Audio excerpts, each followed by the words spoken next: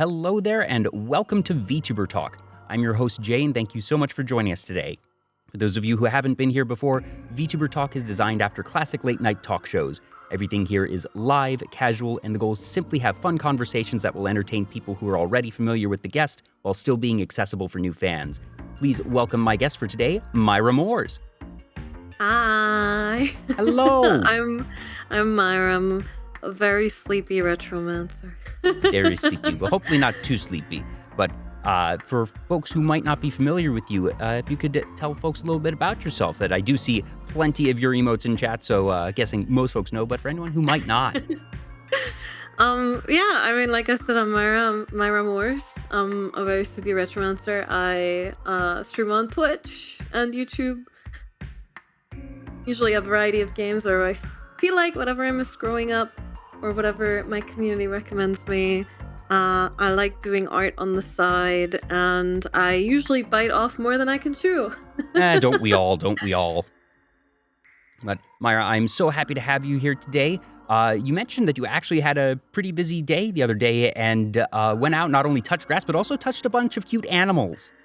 Yes, I went to a farm where you can pet and interact with animals, and it was a lot of fun. I love animals, so this was I don't think I've been to like something like it for a very long time, but I've been wanting to again, so it was a really nice experience. I remember I went to several of those growing up and had a really good time until my allergies kicked in. Unfortunately, it's not like, deathly allergies, but it would be runny nose, watery eyes, not having a great time after the first couple minutes allergies. So hadn't been to one of those in a while, but yeah. Did you have any favorite animals that you saw? Yes. Well, I liked everything. Sorry. I liked everything. I think the best or the most fun I had was I got to pet a reindeer. It wasn't like a baby or a full grown. I think it was maybe like an adolescent reindeer, but it was really cute, and it licked my arm a ton. And the antlers were really fuzzy, which surprised me. I didn't know they had fuzzy antlers. Ooh, I didn't know that either. Neat. And they also had one lamb, which was very cute. Did you have any pets growing up? No, actually, I never had any pets growing up. I still don't, unfortunately, but it's on the bucket list. I really do want to own a pet one day.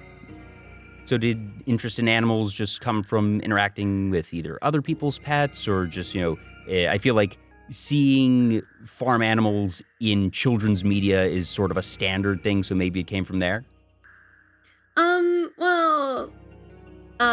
I think it started when I was a toddler. My uncle had a German Shepherd Golden Retriever mix. Oh, that's a combo. Yeah, I think, because I don't remember the dog very well. I remember his name was Baloo, like the bear from the Jungle Book. But I remember he was always very nice and gentle with me, and that I would like cuddle with him all the time. So I think maybe that's where it started. I don't really know, honestly, but I feel like that was like my youngest encounter with an animal or pet. So. Capybara-san in chat says Oreo counts, surely, and I'm guessing that is the name of a pet somewhere? I mean, like Narwhal said, I apparently all the neighborhood cats really like me. I had this cat coming to visit me that I named Larry because it always looked very grumpy and old, and I just thought that was like a good name for an old grumpy cat. Turns out her name was Princess. Oh, that's a very different name. Yeah. So I would always pet her and give her some treats and stuff, and she was very sweet and nice. And unfortunately, she hadn't come around in about 4 months, I want to say, because usually her owners take her in like over the winter, and then she'd be back at over Christmas, right? So they would take her in at like late November maybe, and then let her back out in like mid-January or something like that. But she never came back this year, which was very sad. However, in February, there was a new cat outside of my window. And I hadn't seen Larry in so long that I thought it was Larry. And I opened the window and, I went, and the cat turned around. It was like half the size. And it was like a kitten, like still a very young cat, not like full on kitten, but a young cat. And I called it over. It's a similar cat to Larry, like sort of like a tuxedo cat. And I hadn't seen the cat before, so I kind of I baited it inside and I called the number on the collar to see that it wasn't lost or whatever. But no, his name's Oreo and he belongs to my neighbors, and they said I could play with him as much as I like. So now I've been entertaining this cat every day. So, I'm sure the owners love that. It means that they know their cat is safe and possibly, a little bit worn out, just making sure that they're not too pent up and full of energy when they're home. Just endless amounts of energy, this cat. He loves chasing like a feather on a string. And he'll never get tired of it. It's crazy. Yeah, it is just... it's astounding how much energy they can have. Yeah, he's still so young. He doesn't really understand the difference between playing and like petting time. So whenever I reach out to pet him, he sometimes swats me. And today he bit me a lot. Oh yeah, no eating necromancer. Do not do that. Yeah, I mean, he didn't like pierce the skin, but he nibbled me a little bit. I was like, no, don't do that. No, but it's really cute. It's super cute.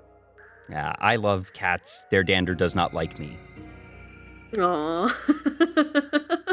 I swear they can tell who's allergic to them, that they can just tell them, they're like, oh yes, I'm going to go out of my way to cuddle up against you. And I'm like, oh, you are so very sweet. I would absolutely pet you if it would not make me sneeze for the rest of the day. Yeah, I don't know what it is. I feel like cats have some sort of sensor for that. That and like non-cat people. They always walk up to you. Yeah, it's gotten like to the point where Oreo will sit outside my window just meowing. And I mean, Larry used to sit outside my window too, but she would just sit outside the window and like stare into my apartment like she was about to kill me if I don't let her in. But Oreo will sit outside and go meow, meow, meow. Until he's noticed. It's so cute. You said that you hope to one day get a pet of your own. Do you have anything specific in mind, or is that going to be a decision to make closer to when you actually make that decision? Yeah, I'll have one of each animal, please. I'll take your entire stock. Yeah, I like all animals. The thing is, like, I think it's hard to pick. Honestly, I think I really want my own cat, but like ever since I was a kid, I wanted to have a dog because of the family dog. So I don't know. I'm a bit torn. And then I was thinking, oh, rats would be so nice, or like maybe some birds, or what about like a tortoise or something. But the thing is, I feel like cats don't get along with a lot of pets. So if I wanted to have a pet cat, I couldn't have a lot of the other animals, except for maybe a dog. But yeah, my family, I grew up with dogs, poodles, since they're hypoallergenic, and then later golden doodle, which is half golden retriever, half poodle, and the golden doodle in particular, very, very, very energetic. Just if you did not take them on a walk for at least good 30-45 minutes each day, they would be not causing havoc, I suppose, but you could tell that they needed to get their energy out somehow. Yeah, I really want a big dog. But I'm not. I mean, I feel like I'm pickier when it comes to dog than cats. I feel like it matters a little bit more with dogs what kind of dog you get. Yeah. And just in games even that, there's always, it feels like either a dog or a cat or just something, the mascot animal companion sometimes, or sometimes just outright your assistant, and that it's fun to see pets, in media in all those different ways. Yeah, I mean,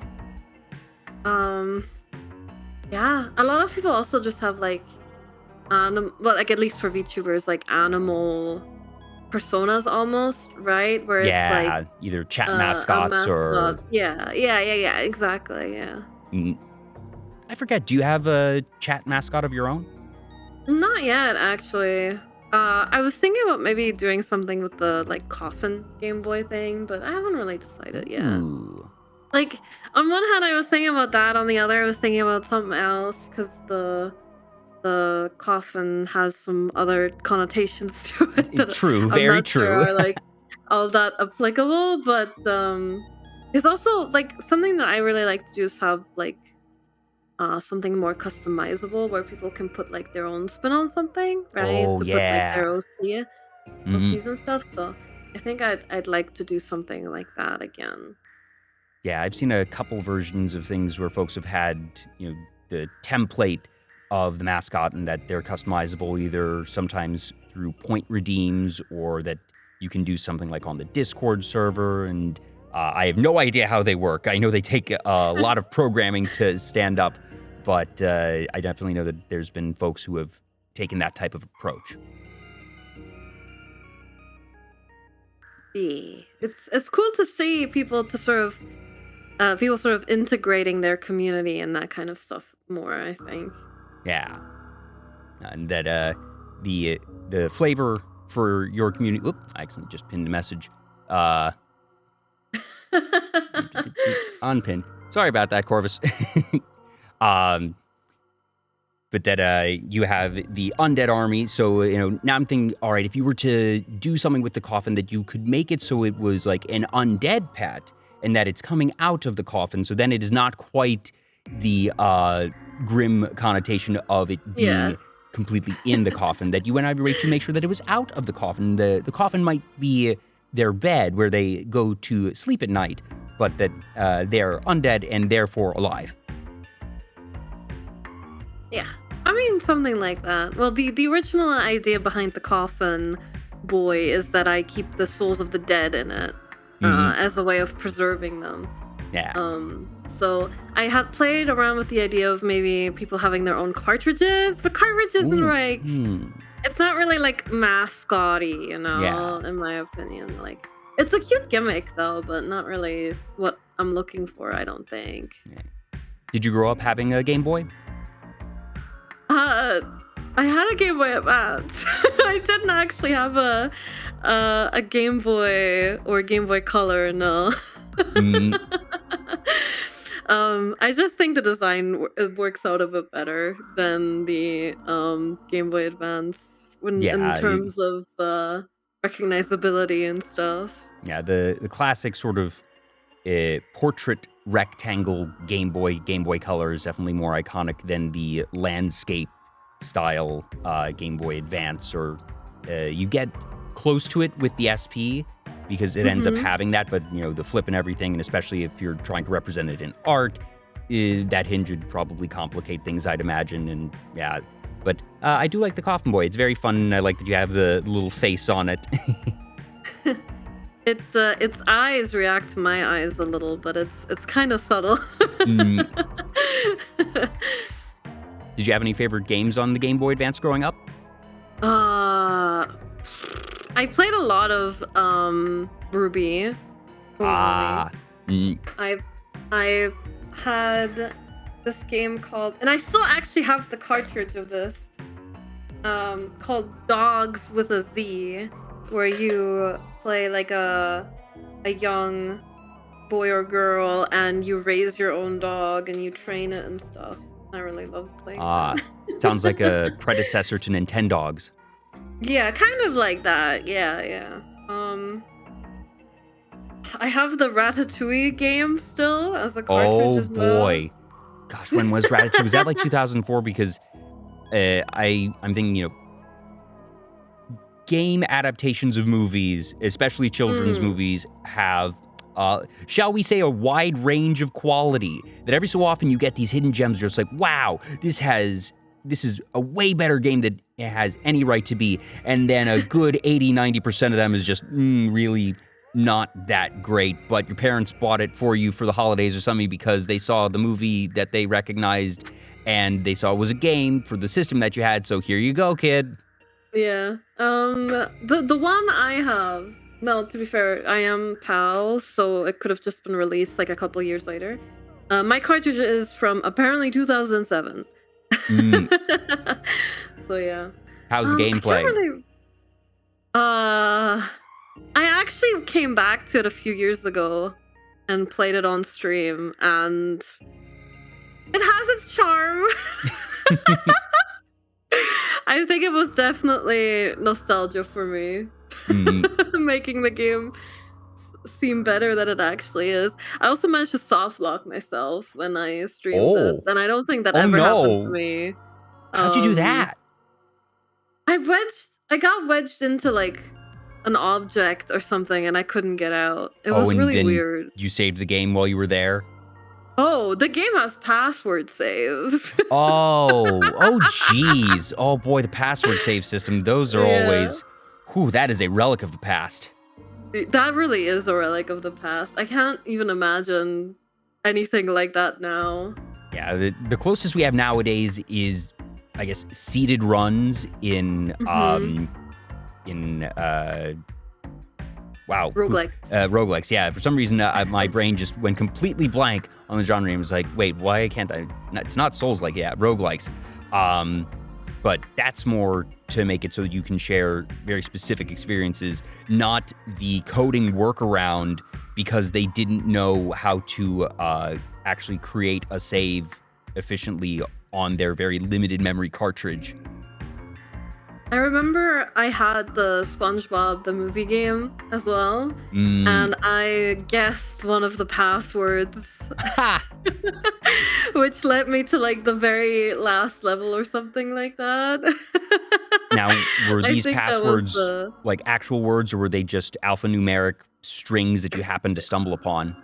They were like pictures of characters, like little icons. Oh. I don't know how I managed to guess it, honestly. I don't remember it either. But yeah, it got me pretty far into the game. I remember I didn't ever play the SpongeBob movie game, but SpongeBob Battle for Bikini Bottom is up there definitely on the game adaptations that are better than they have any right to be, because it was just a very solid platformer. Yeah, I've heard that it was very good. I've heard people voice some disappointment with the remake they released like a year ago. Oh yeah, there was a remake. Yeah, it's not. But I've heard that it was really good. Yeah, it's not one I would say is like an all-timer. Oh man, you got to go out of your way to play this game, but it's definitely a memory for a lot of folks, and that, you know, given how many of those types of games were just outright not very good, that it stood out as one that was actually pretty solid, even if not necessarily AAA quality. I'm trying to remember what other Game Boy Advance games I had, but I'm kind of drawing a blank. You mentioned you played a lot of Ruby. Was that your first Pokemon game? Yes, it was. It was my first one. I got Ruby and my friend got Sapphire, so we would trade Pokemon with each other and stuff. Yeah. Yeah. Do you remember who your starter was? Mudkip. Always yeah, Mudkip, let's go.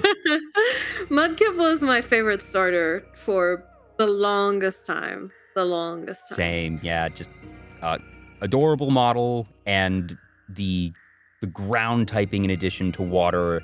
Like the first time that I encountered a electric Pokemon after my Mudkip had evolved into a Marshtomp, and I saw, enemy use Thunderbolt, and they're like, okay, well, Marshtomp said, what do you mean it didn't affect Marshtomp? What do you mean it didn't affect Marshtomp? What's going on? This is, like the world opened up. It was just incredible. And yeah. And of course the meme, yes, I do like Mudkips. And my favorite starter now is Fuecoco from the Scarlet and Violet games. Yes. I love No, him. very good one. Very cute. I love it when fictional animals. Well, honestly, I love it when all animals look like there's nothing going on behind their eyes. It's so Yeah. cute. Yeah, you have, Sprigatito is... There's definitely something going on there, and that it's very cat-like, that it's very confident, a little bit haughty, that they know they're cool, and Fuecoco's just, it's like, happy to be here. It's like, ooh, fire. That's so cute. And he's so round. Like, what more could you ask for? It's perfect. Yeah. And even evolved that you can tell it gained a couple of brain cells, but not too many. Mm-hmm. Do you have any favorite Pokemon just in general, whether they're starters or not? Psyduck. Psyduck's my favorite. We're keeping the theme here. We are keeping the theme here. Yeah. Honestly, like, I didn't care for Psyduck most of my life, to be dramatic. But, it was, like, around the time Pokemon Concierge came out is when I looked into... Yeah. Is when I, like, looked into or watched, Scarlet and Violet. And there's, like, Psyducks everywhere in that game, and they're just happily floating and waddling about. Yep. And then you watch Pokemon Concierge, and the main Pokemon is a Psyduck that's super cute. How could I not fall in love? It was meant to be.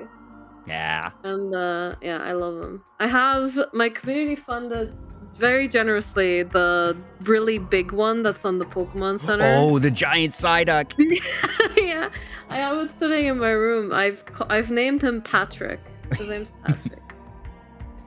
It's been fun seeing the Pokemon Company realize that it now has fans that are older than its target demographic, shall we say, and that some of these older fans do have a lot of money, and also that, they can start making different toys and products that aren't necessarily going to be for the younger target demographic. And I feel like that's where a lot of these larger plushies have come from, because there's been a couple. They had the Mareep, they had a Gardevoir, who somebody in the marketing department knew what they were doing, and they couldn't say aloud that they knew what they were doing, but they knew what they were doing.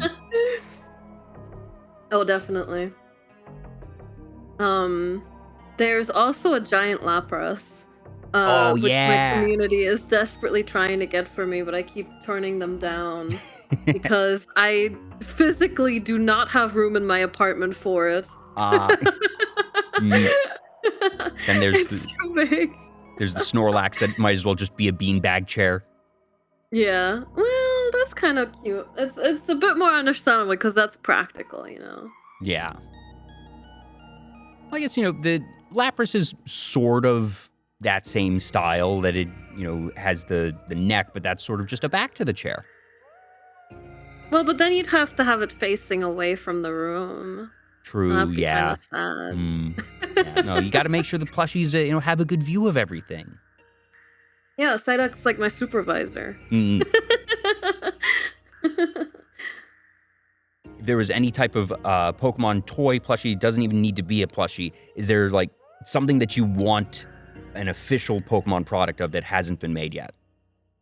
I wish they had made the Psyduck plushie, the big one, without him holding his head. Because I kind of like the stand where his arms are just like hanging off the side, and he has the empty stare. I think is really cute. Other than that, a life-sized Fuecoco, please. No, bigger than life-sized. Yes, 2 times scale. We have all these figures that are 1/4, 1/7 scale. No, we need 2 times, 3 times scale Fuecoco. Yeah. Other than that, I'm not sure.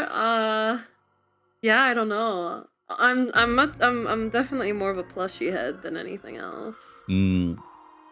Yeah, I didn't have too many plushies growing up, and I have a small handful now, but I'm very selective. But I love seeing plushies that did, whether it's just, like, I'll go to the Pokemon Center website and scroll through and be like, oh, those are adorable. I'm not necessarily going to buy them, but I will take time to appreciate the designs.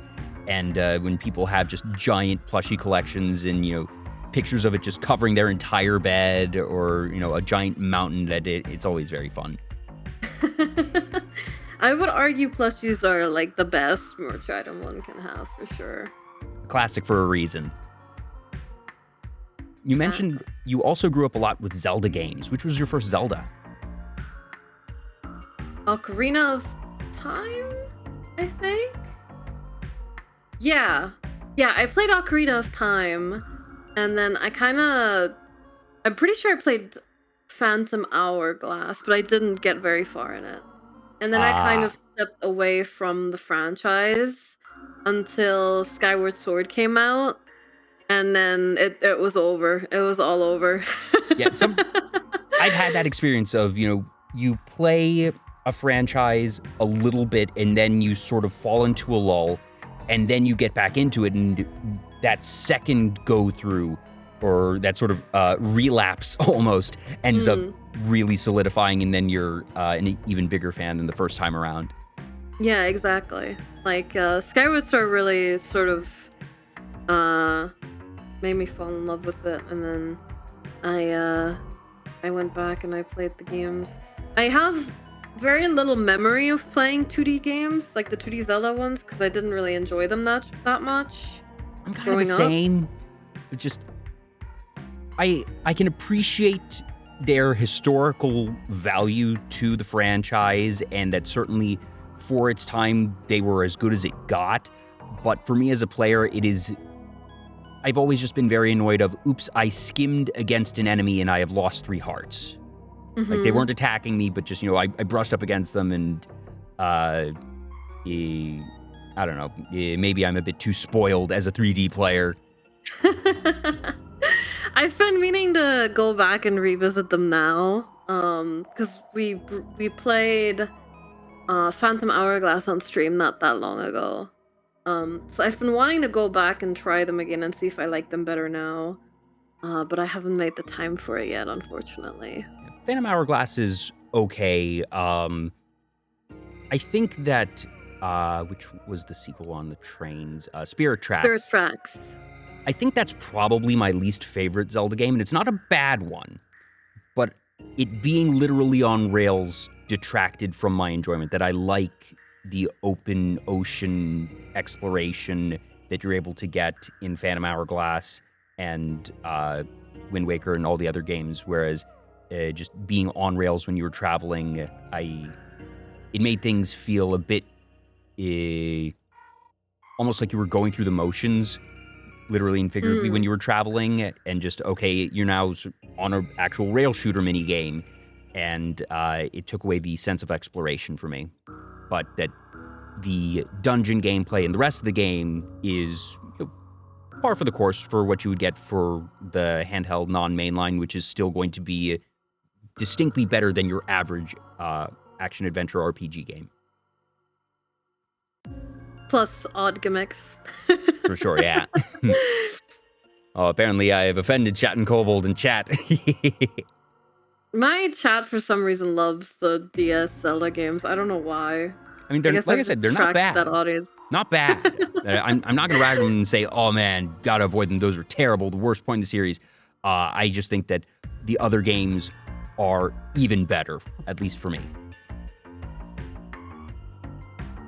What was it about Skyward Sword that really drew you in? Because I know that some folks have mixed opinions on that one. I think it's perfectly solid. Some folks didn't care for the motion controls and other things. But was there anything in the game that really sort of hooked you? Because if that's what got you not only back into the franchise, but drew you into where you are now, was there any particular thing? Or I think it was the story and the Zelda and Link romance. Yeah. That really was the first time that they gave the two of them proper interactions, wasn't it? Well, not really. Spirit Tracks has a lot of, like, true, yeah, Zelda Link stuff. It was just like, it was cute and playful. It was like the first time I've gotten back into Zelda in a very long time, and I don't know, it was just very dramatic, and I kind of liked it. So yeah, I know I really like Skyward Sword. I thought it was very fun. Honestly, I never really understood the criticism people had for it until I was older.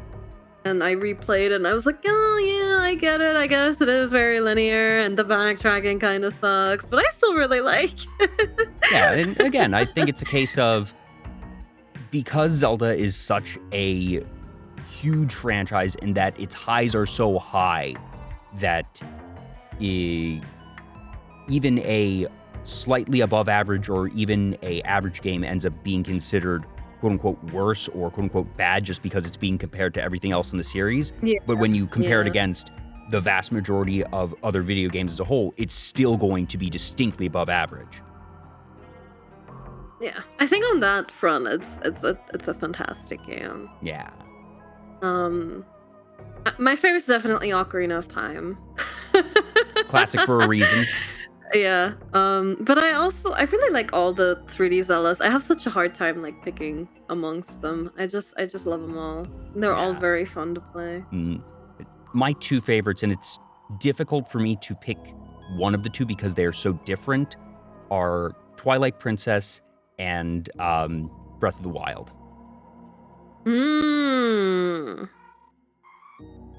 Yeah, I like Twilight Princess. I have mixed feelings about Breath of the Wild and Tears of the Kingdom.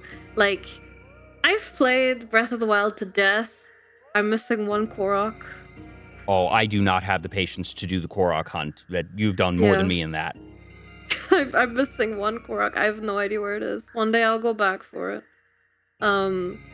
But like I've played the game to death. I loved it.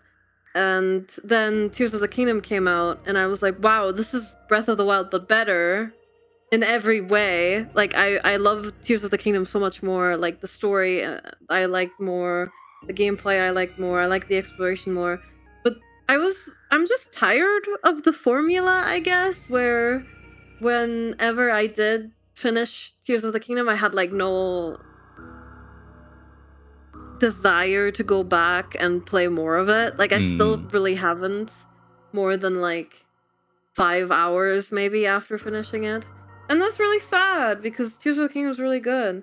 I also just think, like, in general, Tears of the Kingdom could have been better if they just weren't so stubborn about it, I suppose. Like, have you played it? I don't want to spoil it for you, but I played Tears of the Kingdom, and it was one that I put down just a bit before I beat it because I got busy and was like, oh, I'm loving this.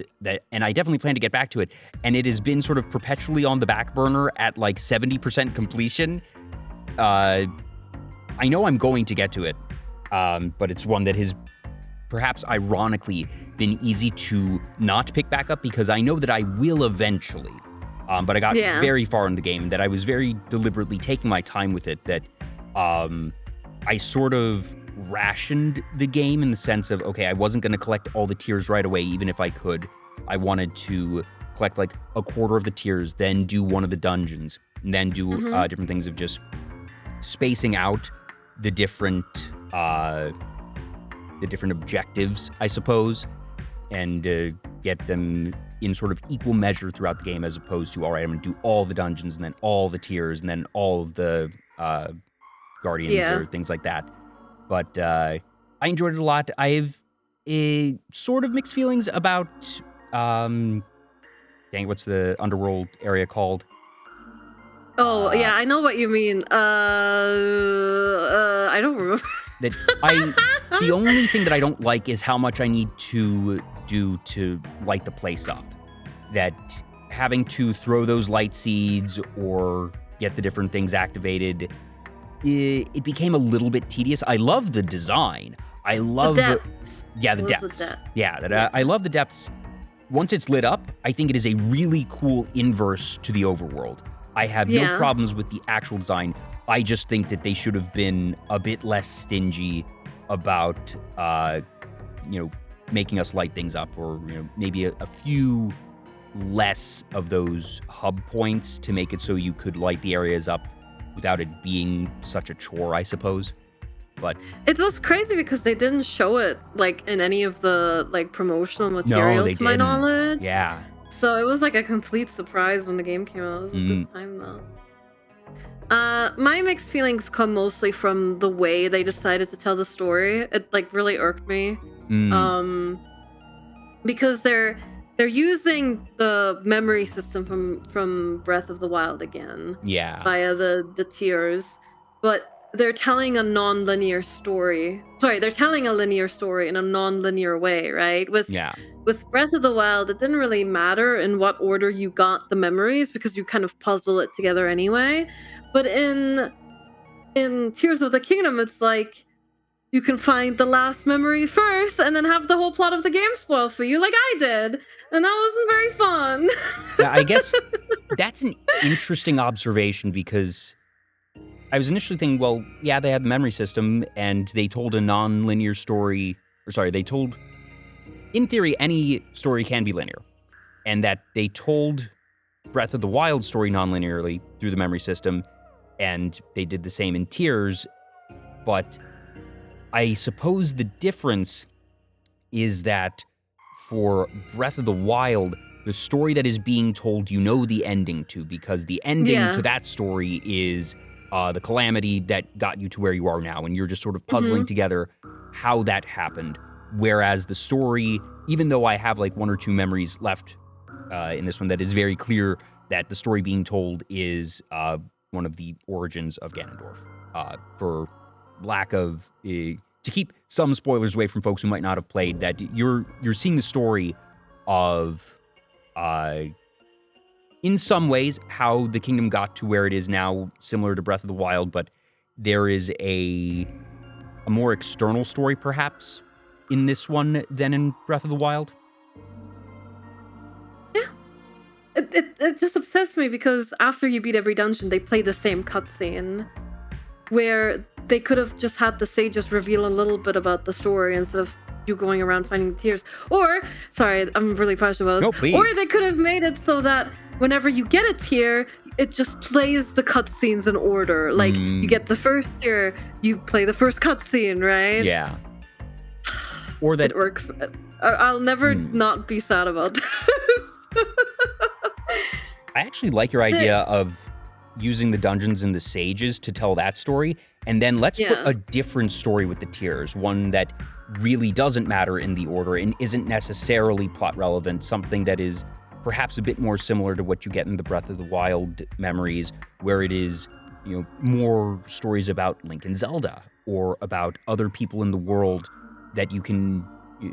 This is a bit of having your cake and eating it too, and certainly it's asking for more scenes to be made, which I know takes time, effort, and money.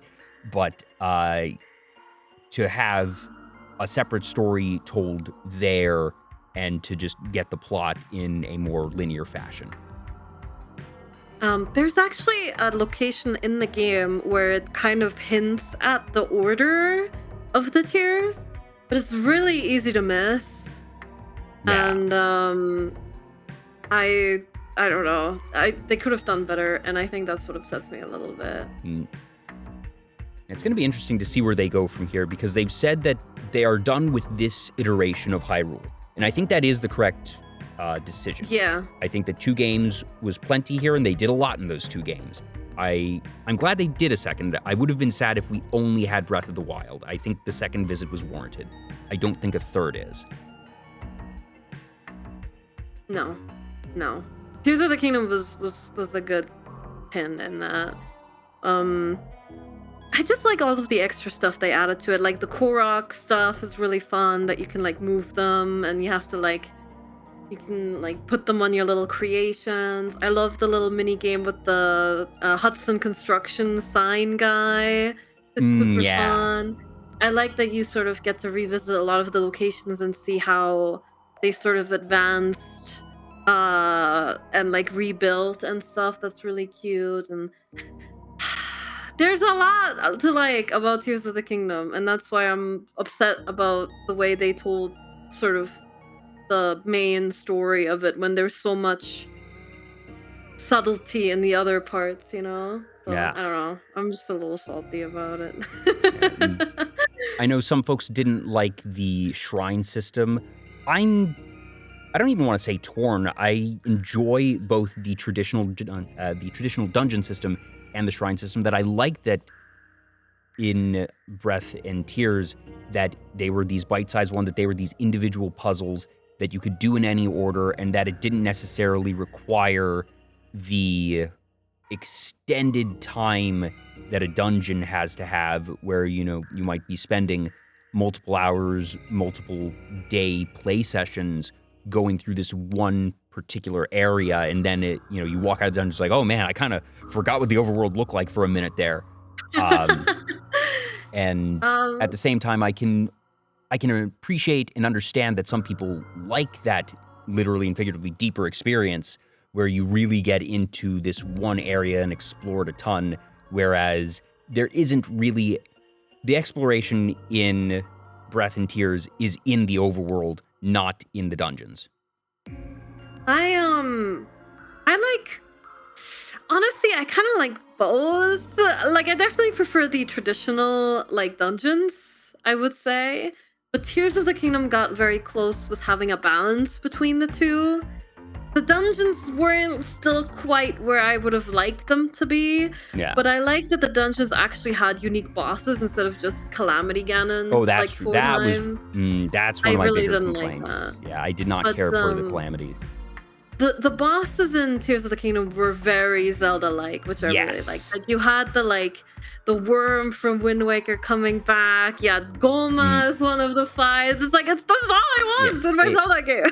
And it felt like there was more of a journey to each of the dungeons in Tears of the Kingdom than in Breath of the Wild. That Breath of the Wild, you could sort of get there each time, but the ascension to the flying ship in the Rito area, just the sound design there is incredible because the higher up you get, the sparser the background music that you can sort of feel yourself getting higher up. You can hear the wind a bit more, and then as you start to approach the ship itself, that the new music comes in, and the boss music and progression throughout the Kolgera fight is probably... It is one of my favorite boss music tracks in the franchise. I don't know if I'm going to say it's my outright favorite, but when they hit the Dragon Roost Island theme in a minor key with that chorus, I physically shook. It felt like it genuinely felt like the Ratatouille meme. where he takes like a bite of the food and he's transported back to when he was a kid and like eating it for the first time. It was half that and half dread, because there was those memories, but also the realization of, oh, this thing killed all of them. That this frozen area, this wasteland, this whole section of Hyrule that is, you know, it's not just snowy, it's dead. It is devoid of life. The snow choked the life out of things that, you know, crops couldn't grow. People were frozen to death here or abandoned in a best case scenario. And I am looking at the thing that caused it. And that combination of memories and realizing those memories are gone because of this thing was just like, oh. Because usually bosses in Zelda aren't necessarily directly responsible for overworld destruction. They are just these big things that are lurking in a dungeon underground somewhere, and that the locals know not to go there. But it's not necessarily uprooting their way of life, whereas this one has. Yeah. I thought the idea of traveling with the new sages was really cute. Yeah. Like, I really like that, but I hated having their spirits follow me around. That's fair. It felt like they were so useless. I liked the gimmick of having them do the dungeons with you. That was really cute. I didn't like it after, because the abilities were super clunky to activate, especially the bow and arrow one, the Gerudo Sage's ability. That one was so awkward. And then whenever you needed Sidon to put his shield on you, he would just start running away from you. And it's like, ah! I like the abilities in Breath of the Wild, that they each had distinct uses. They were very convenient once you unlocked them, that you felt like it was a really good reward. And, you know, they were there for that moment to help empower you, enable you there, and that then they were gone. And it wasn't quite as involved as the Tears spirits were. Yeah. And also they didn't make the game run horribly. So. Yeah.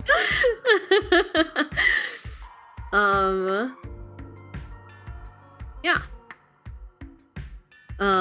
I just think that could have been better as well. But despite all of its flaws, I still think Tears of the Kingdom is better than Breath of the Wild. But they're both good. It's just not really what I want out of my Zelda game. Honestly, if this motivates you, I think Tears of the Kingdom has the best ending sequence in any 3D Zelda game. Okay, that's a big thing to say to me, because the reason that Twilight Princess stands head and shoulders above so many others is because, for me at this time, Twilight Princess has the best ending sequence, at least in the sense of final boss sequence, that the 4 stages there, and the way that they weave that story is so good. It is very good. Going from Zelda to Beast Ganon, and then you think that it's over, and Midna has a heroic sacrifice, and what do you mean that Ganon is rearing up on a horse, crushing Midna's mask, and Hyrule Castle is destroyed? You get the light arrows, and then the final big battle, you know, one-on-one with Ganondorf. That hasn't been topped yet, so knowing that there might be something that can compare to it is legitimately a very motivating factor for me with Tears. I genuinely think it's the best ending sequence in this series, but I don't know how other people feel about it. That's just my opinion. But it was I don't want to say anything. It was really good. Maybe that's what I'm going to do later today. I don't know. Oh, definitely message me your thoughts if you end up doing it. Or, well, whenever you end up doing it. I would love to hear what you think. But yeah, I loved it. It was very good. I know that you've also been playing some other games lately, that you recently finished Xenoblade. Yes, I did recently finish Xenoblade. I really enjoyed it. It was a lot of fun. I love playing these types of games because I can make theories and like sort of experience the story with everyone. And Xenoblade really highlighted that for me, and I really loved it. Yeah, I haven't actually played any of that series myself, but I have a couple friends who swear by it, and I have heard some of the music from the music's just fantastic. I wasn't really sure what to expect going into it. I knew it was a very beloved franchise, but I'm very open-minded when it comes to games. I'm willing to try pretty much anything, but I'm also really not into like anime stuff anymore. So having someone putting like a very anime-esque game in front of me, it already like makes me like, I'm not too sure, right? Like, I mean, Xenoblade isn't like the worst offender in like art style wise, but like I will say that maybe I might be a little biased going in. Like I expected the game to be like, you know how anime voice acting used to be, right? Yeah, no, especially if you're talking like pre-2010. Yeah. So I kind of expected something like that going into it, and I was completely blown away. Like, the characters are incredibly mature. They feel very human, and it was just a very... like, it was a breath of fresh air, weirdly enough. And I know a lot of people make fun of the English voice casting and the localization because they're very British, but I genuinely think it's part of the reason why I enjoyed the game so much, because I don't know, it just felt more normal to me, I guess. So yeah, I really loved it. It was a really good time. I really enjoyed it. The twists were crazy. I just think it was a really good time for sure. You mentioned that you grew up a lot with retro games, the PS1, SNES, and GameCube era in particular. Were there any games there that were like really formative for you, or ones that you hope to see remade today? Well, I didn't grow up with all of those consoles. It was the NES, the N64, and the PS2 mainly. Um, I don't know if I want to see any of those remade. I would kind of like to see a modern... Like, I would love to see a remake of Ocarina of Time, but at the same time, I don't really, because it's already fine the way it is. But I don't know. Well, maybe it's better to say that I just want a new Ocarina of Time game, not Ocarina of Time remade. I just want a game like Ocarina of Time again. Yeah. Definitely not Unreal Engine Ocarina of Time. Don't get me started on that. We're gonna be here all night. I loved Ratchet and Clank. I have not actually played the remake of that. I remember I tried it, and I played like an hour of it. And I was like, "This isn't Ratchet and Clank 1. I don't want to play this," because it has like a different intro and stuff. But I do kind of want to go back and try it again at some point. F-Zero, I suppose, might be cool. Like F-Zero X. The rare F-Zero enjoyer. I haven't played an F-Zero game since F-Zero X. Don't worry, there haven't been many to play since F-Zero X. I'm the #1 advocate for new F-Zero games, but I also know that I'm probably not gonna buy and play them. They had the like, it was technically a new game with the like F-Zero 100. You can't call it a battle royale, but it was, you know, the massive simultaneous multiplayer one, and it feels like that was them doing sort of a litmus test on what is the actual demand for a potential proper game in the series, because it is kind of astounding how a character who has been front and center in every Super Smash Bros. Game since the original on the N64 and has widespread recognition because of it, has had just so few games since then, that the only one off the top of my head that I can think of that has had less in terms of new games, despite being part of the original Smash cast, is NES. True, yeah, that's true. Oh man. Mr. Game & Watch? Oh, yeah, well, Game & Watch didn't come in until yeah. Melee. Like, I'm talking the original 12 ones that have been there from the beginning. Also, Game & Watch never had any big games, and, you know, they were the small little micro handhelds. Honestly, I feel like a lot of the games I played back then don't really need a remake. Like, Ratchet & Clank's like the only one I can think of, and I already got it. Despite having the consoles, I didn't actually have that many games. Like, I had a lot of SingStar games on PlayStation 2, and I think I can live without... SingStar! I think I can live without those getting a remake. They're definitely games of their era. Yeah, they're games of their era. No, even like the NES games I had. I'm trying to think really hard what NES games I had. I had the original Mario Brothers. Not like the arcade game, but the Super Mario Brothers one, right? Yeah. The one on NES.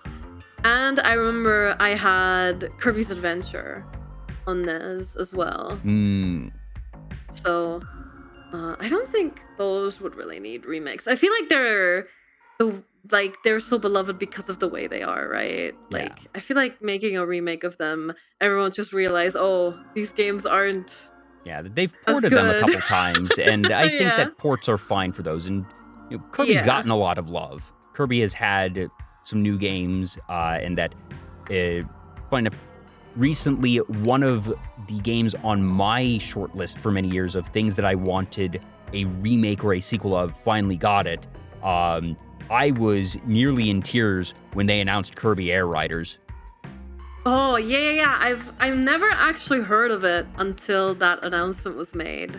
But now a lot of people are talking about it, and I've seen quite a few people go back and play the original now that it was announced. So it was definitely interesting to see. I had never heard of it.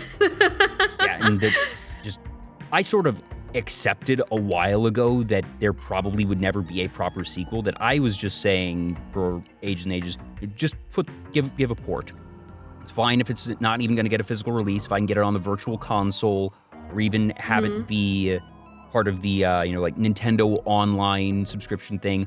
All I really want, and all I think that 90% of people want in that game, is the multiplayer city trial mode. That the actual normal racing part of it is fine, but the multiplayer mode was where that game shined, and I hope that they are.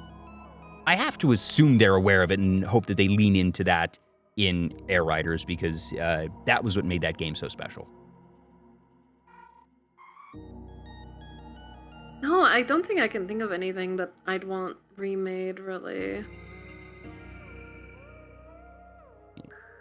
Yeah, it's like but hey, that means that you're satisfied with a lot of things, and that, to be fair, they have already remade a lot of games that are ones that were good and deserving of it, and I don't think that everything needs to be remade. And obviously, even ones that are remade have varying qualities or varying results. So, now outside of video games, you mentioned that tabletop RPGs are something that you really enjoy. What is your favorite tabletop system? Is it just D&D 5e, or is there a Pathfinder or any other system that you really enjoy? My favorite that I've played is probably Pathfinder 2nd Edition. Ooh, okay. I've played a lot of D&D 5e prior, and then a few years ago we tried Pathfinder 2nd Edition, and I really, really enjoyed it. It's been a while since I played Pathfinder, and to be honest, I think the one time I played Pathfinder, it was with a friend that I know did a lot of homebrewing and probably didn't use the system quite as actually designed. So what are the major differences for Pathfinder for folks like me or anyone in chat who might be familiar with D&D, but you hear the name Pathfinder a fair bit, but what makes it different?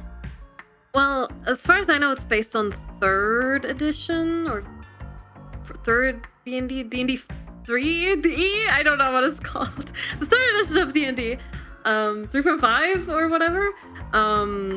And they sort of branched off and made their own version of that. And sort of the things that I like the most about Pathfinder is that there is things like critical successes. Not necessarily rolling a natural 20. Sorry, crits.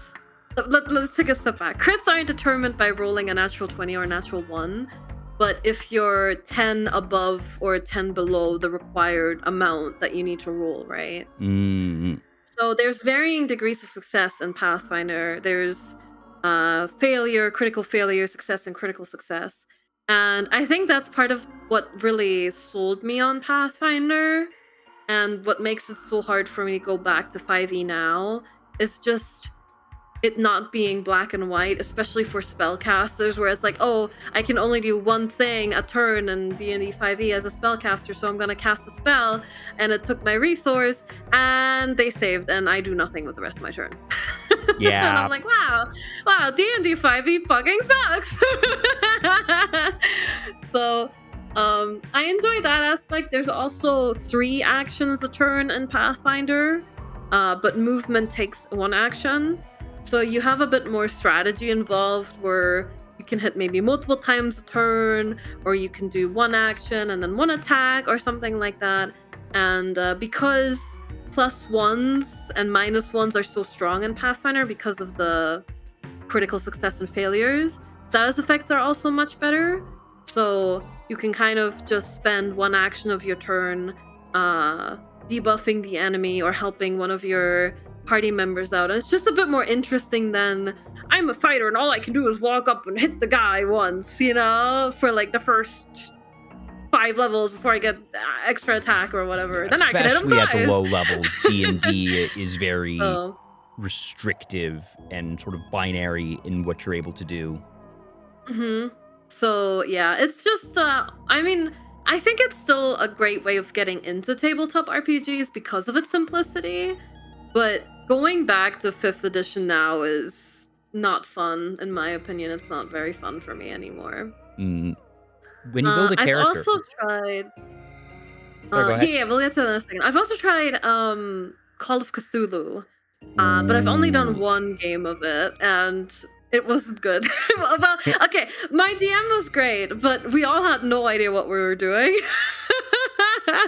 I've never played Call of Cthulhu. I have seen others play Call of Cthulhu, and I know that it is designed for experts, and it is very unforgiving, and it also has sort of slippery slope mechanics of if things are going bad, they're more likely to go worse from there. That, as you start to descend into madness and insanity, you get penalties to things, and that it is meant to be very difficult. Yeah, I would argue that it's been quite difficult. The one time I tried it. I want to try Fabula Ultima, which is a TTRPG system sort of based on JRPGs. I was very interested in trying that. And I really want to try Vampire the Masquerade. I bought RDM, the rule set for it, like ages ago, and we never made the time to play it, but I really want to. It seems really fun. Yeah, that's another one that I've seen played, haven't played myself, but looks really, really interesting, and I know a lot of people speak very highly of it. When you do your character designs, do you find yourself tending towards any particular styles or classes that, I'm guessing you probably tend towards magic users of one variety or another, but, I've had folks who seem to like one thing, but then when it comes to RPGs, actually just design completely different characters, and sometimes it's consistent, sometimes it's not. Do you have any tendencies of your own? I think my trademark in tabletop characters are that they're all very edgy or socially awkward, because I love playing that type of character. It's just really fun. As for classes, I don't actually gravitate toward magic a lot of the time. I feel like I kind of like the power fantasy of I'm just a person that has a sword and I can compete with gods, like it's super fun. Yeah. So yeah, I like playing edgy, socially awkward characters a lot. It's a fun way of spicing up the campaign and also forcing other people to roleplay, because they know that if I talk to all the NPCs, it's probably not gonna go Oh, that's well. interesting, because surprise, surprise, the talk show host enjoys talking when playing games too, so I do tend toward higher charisma characters, and I'm not always the quote-unquote face of the party, but if I'm not the face, I'm usually the secondary. But the concept of actively designing yourself to have lower charisma, specifically to incite the others to have to step it up, is brilliant. I remember the person that I referred to as DM earlier. We played we were players in a campaign where people have never played D&D before, or any tabletop RPG, so there was a bit of awkwardness, and we decided to play two big troublemakers where the other characters had to step in to do something.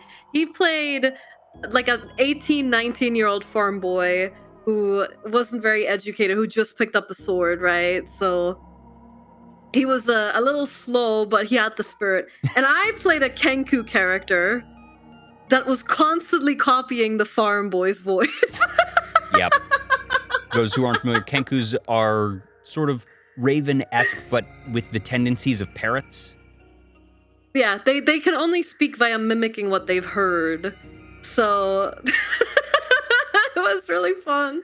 Obviously, I'd copy the other party members too, but they had to talk in order for you to copy them, so it's still forcing them to do something. Exactly. Yeah, it was a really good time. I look very fondly back on those characters. It was a long time ago too, but it was really fun. As for my favorite tabletop RPG characters, I'd say I have maybe three favorites. And you will notice that they have a lot in common. Oh. So one of them is Kaya. She's a barbarian, and she can't read common at all. Oh my. but she's horribly insecure about it. So she just lies to people and says, yeah, Oh my I can gosh, read she's that, no faking problem. it. She's like kind of like a gym bro character, like very strong, loves to show off, like takes any opportunity to be sort of in the spotlight and be like the hero character. But she also loves playing pranks, so she's gotten the party into a lot of trouble. That combined with her sort of like short fuse, because she's very like act first, think later. But it's super fun because there's like a little bit of romance going on with like the other player characters, and his character's really awkward as well. So she like balances him out, and it's really cute. I really love that dynamic. His character can't talk to female characters at all, except for mine. So yeah, it's just really cute. It's really cute. I love those two characters. Obviously the other player character's not by me, but you know, it wouldn't be the same without, you know, one half of the duo. So I want to include them both. The second character was a drow. This was in the D&D Avernus pre-written campaign where you go to hell, essentially. And I've wanted to try playing a drow for a while, but then you have to deal with the sunlight sensitivity. So when one of my DMs pitched the idea of playing Avernus where there is no sunlight, I was like, okay, I'll play my drow there.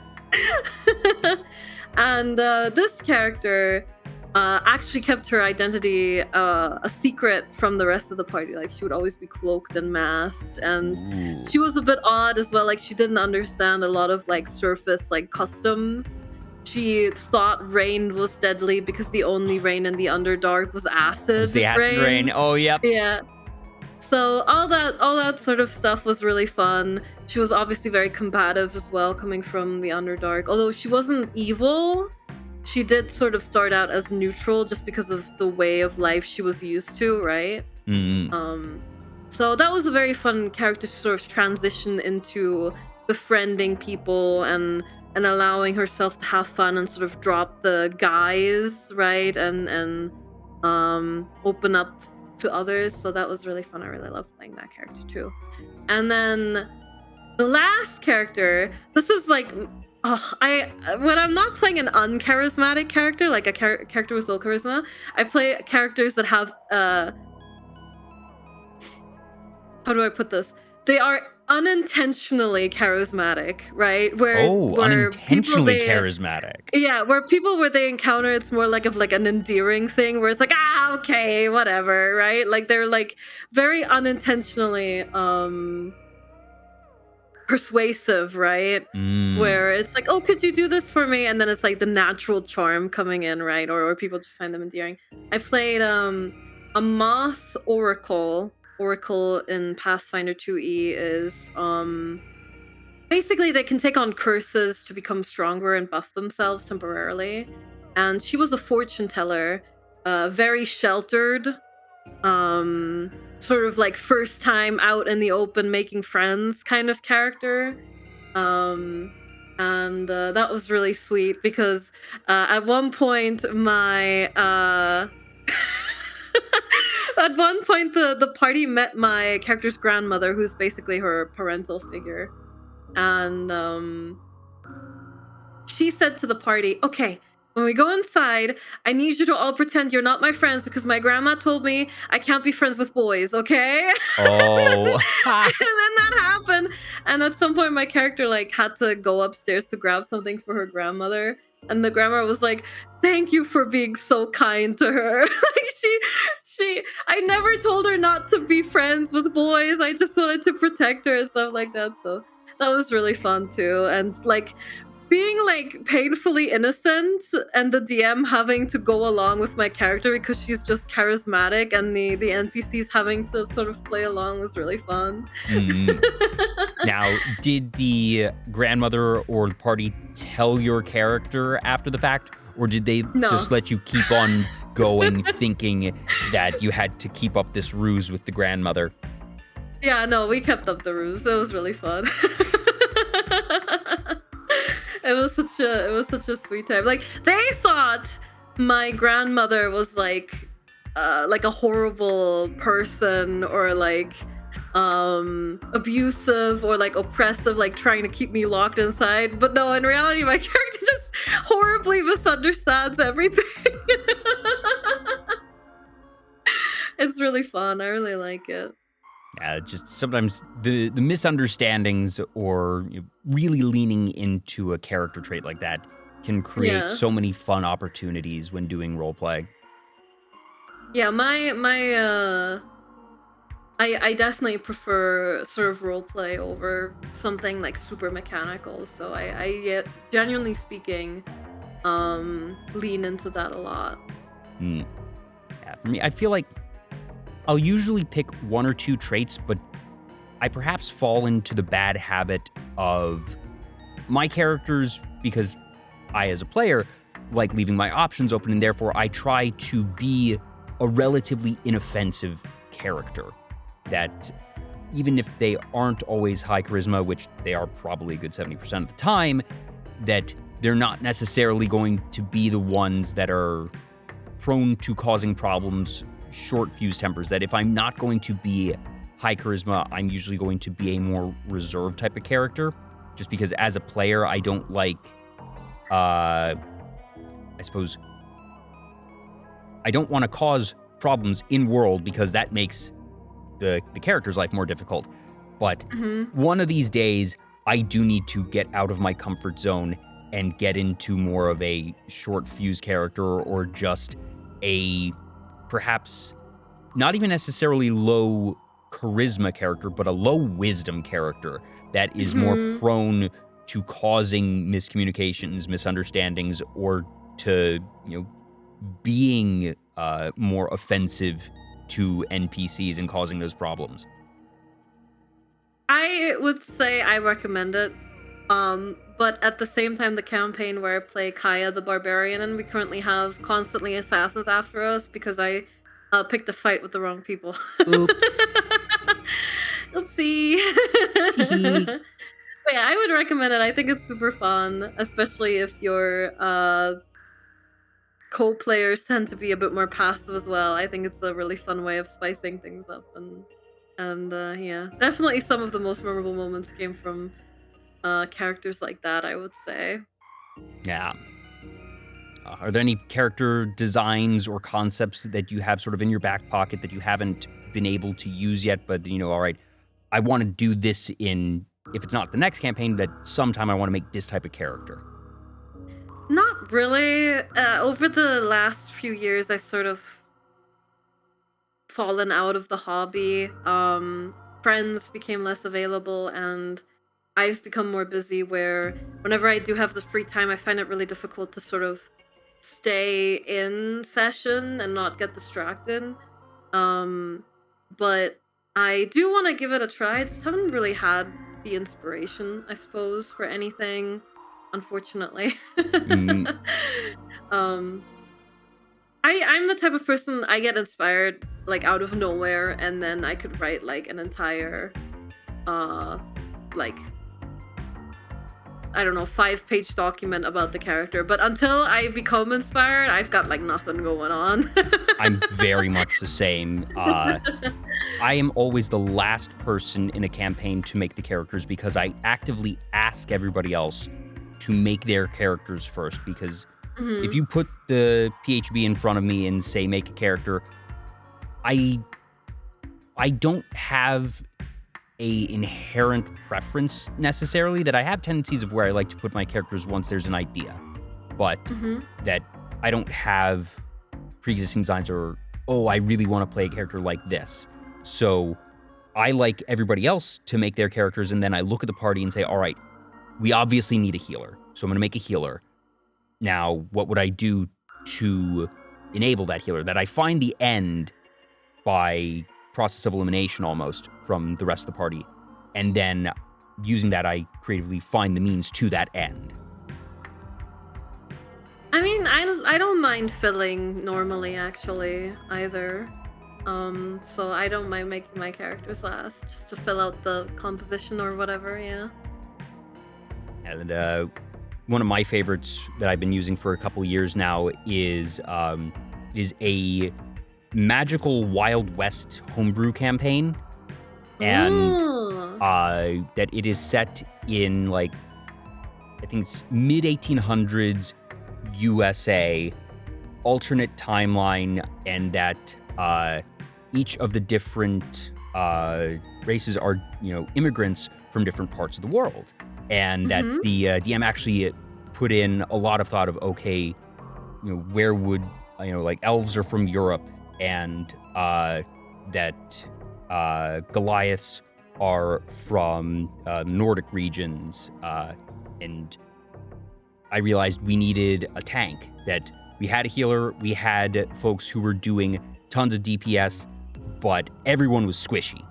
So I had to figure out, all right, I'm going to make a tank of something, and I decided upon a paladin and was able to write this really in-depth backstory for them of, all right, they're a marshal who got tired of all the red tape of having to be a marshal, so they went out and are on their own now as an adventurer, but they still have contacts that, they didn't break any rules, they just, quit their position with the marshals, but that means they have connections there and found ways to weave things in, and they have this very heavy southern drawl to everything they say.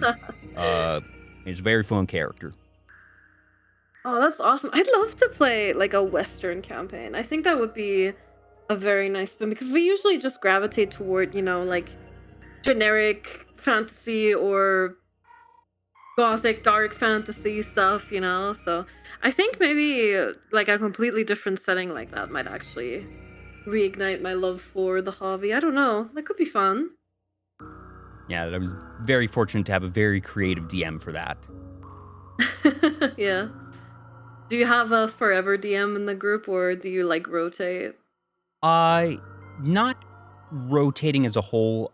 For a while it was one person and then one other person in the group of 6 of us. No, it was 5 and then it became 6. Wanted to do a campaign as well, so nowadays we switch off every other week, or if one of them runs out of material, needs a couple weeks, that we'll play the other's campaign for a while. But it's been between 1 or 2 folks. I have never been a DM. I do not have the creativity or time to make a campaign, and I also am not as interested in just running a module, I suppose. I have DM'd before, 1 2-session game of my own, and I've DM'd a very heavily modified version of Curse of Strahd. Ooh. Didn't finish Curse of Strahd, even though I've started the DMing process twice. I never finished it, but it was fun. I definitely don't have the time now to do it anymore, but I really enjoyed it at the time. Yeah, it was fun. Yeah, I don't think I'm a DM kind of person myself, though. My friends are much better at it, in my opinion. Yeah, the one time I played a Curse of Strahd variant, it was so heavily modified that I don't think I can actually say I've played Curse of Strahd, because it was so vastly different and ended very abruptly. The group was playing it at a local game store as part of the D&D Adventurers League, and while we had like 4 folks at the table who were consistent, there was 2 seats at the table that would shift usually every 2 to 4 weeks as people come and go, and it caused so much variance in just the overall mood of the campaign that for a couple months we had a pair of brothers who were like 9 and 11, and they were troublemakers, very, very literally, that we were trying to do a reconnaissance mission just to sort of scope out one of the towns, and we saw a parade with the local governor, and we were trying to get a read on them. And the 9-year-old says, "I shoot them." And the DM says, Right. Are you joking? I'm not going to, take it as, just that immediate explanation or exclamation. But if you do want to shoot them, if you confirm that you want to shoot them, you can do that because that is your right as a character. Do you actually want to shoot them? And they said yes. and it upended so many things for us because it was Yeah. clearly not what we were supposed to do. But fortunately, we eventually realized, we like this core group of like 4. Let's just leave the game store and start doing this at someone's house. And that was the best move we ever made. Yeah, my version of Curse of Strahd was also very modified because the game as it is horribly balanced. Like, I can't believe they shipped it in the state it is. And it's also just not as well written as it could be. So there's actually an entire online community of DMs dedicated to fixing Curse of Strahd. Curse of Strahd specifically. Yes, Curse of Strahd specifically, because everyone loves Curse of Strahd, but no one loves how it's done. Everyone loves Curse of Strahd, but nobody likes Curse of Strahd. Yeah, exactly. So there's been a lot of work put into fixing it and making it more approachable and fun. And I did a lot of work to incorporate my characters, my player characters' backstories to give them a hook with each sort of different affiliation or group or motivation that is relevant to the campaign, and I think that really adds a lot to it than just, I don't know, we met we're at in a Vampire tavern. Land now, go fight a door mimic. Yeah. So yeah, it was a lot of fun. Hopping around a bit, you mentioned earlier that one of the games that you played a lot was the sing-song series and that you do like singing, you like music a lot. And you mentioned your 2 favorite genres to me, which are very different because it's Vocaloid and metal. Yes. Hold on. So Vocaloid I really liked as a teenager on the internet. How can you not? Over that period of time. But it's something I sort of fell out of as I've grown older. But I always loved Miku. And I was very much drawn in by the sort of artistry behind it, because it was a bunch of people just making music for the sake of making music without maybe all of the resources. Like, one of the big reasons why Vocaloid is as big as it is basically a way for music producers to make music without hiring singers, right? Or maybe they're not able to sing as well as they would like, so they can use the Vocaloids as a stand-in. Yeah, and especially back in the day when you didn't necessarily have high quality recording hardware available outside of professional grade studios, and that even if you could sing, even if you had access to a good singer, that making it sound good and being able to record in the first place in moderate to high quality was just expensive and difficult. Mm-hmm. And then you had people who maybe wanted to try making music, but had no expertise in it. And it was just very cool because I loved seeing the creative results, because you'd have like a lot of people who would make like little drawings and animated music videos for their songs and stuff, and it was all just very inspiring. And obviously the characters are very cute. I felt sort of out of it in my late teenage and early adult years when I really got into metal music as well.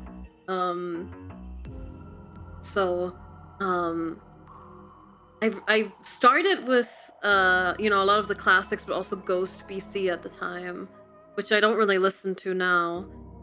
But that sort of got me into metal, like Sabaton and very popular metal bands like that. And now my favorite band is Sleep Token. I love them to death, and I still haven't listened to their new album. Was it a friend that introduced you to metal? Was that something from your parents or a family member? It was a friend. I didn't like it at first. I thought it was too much noise.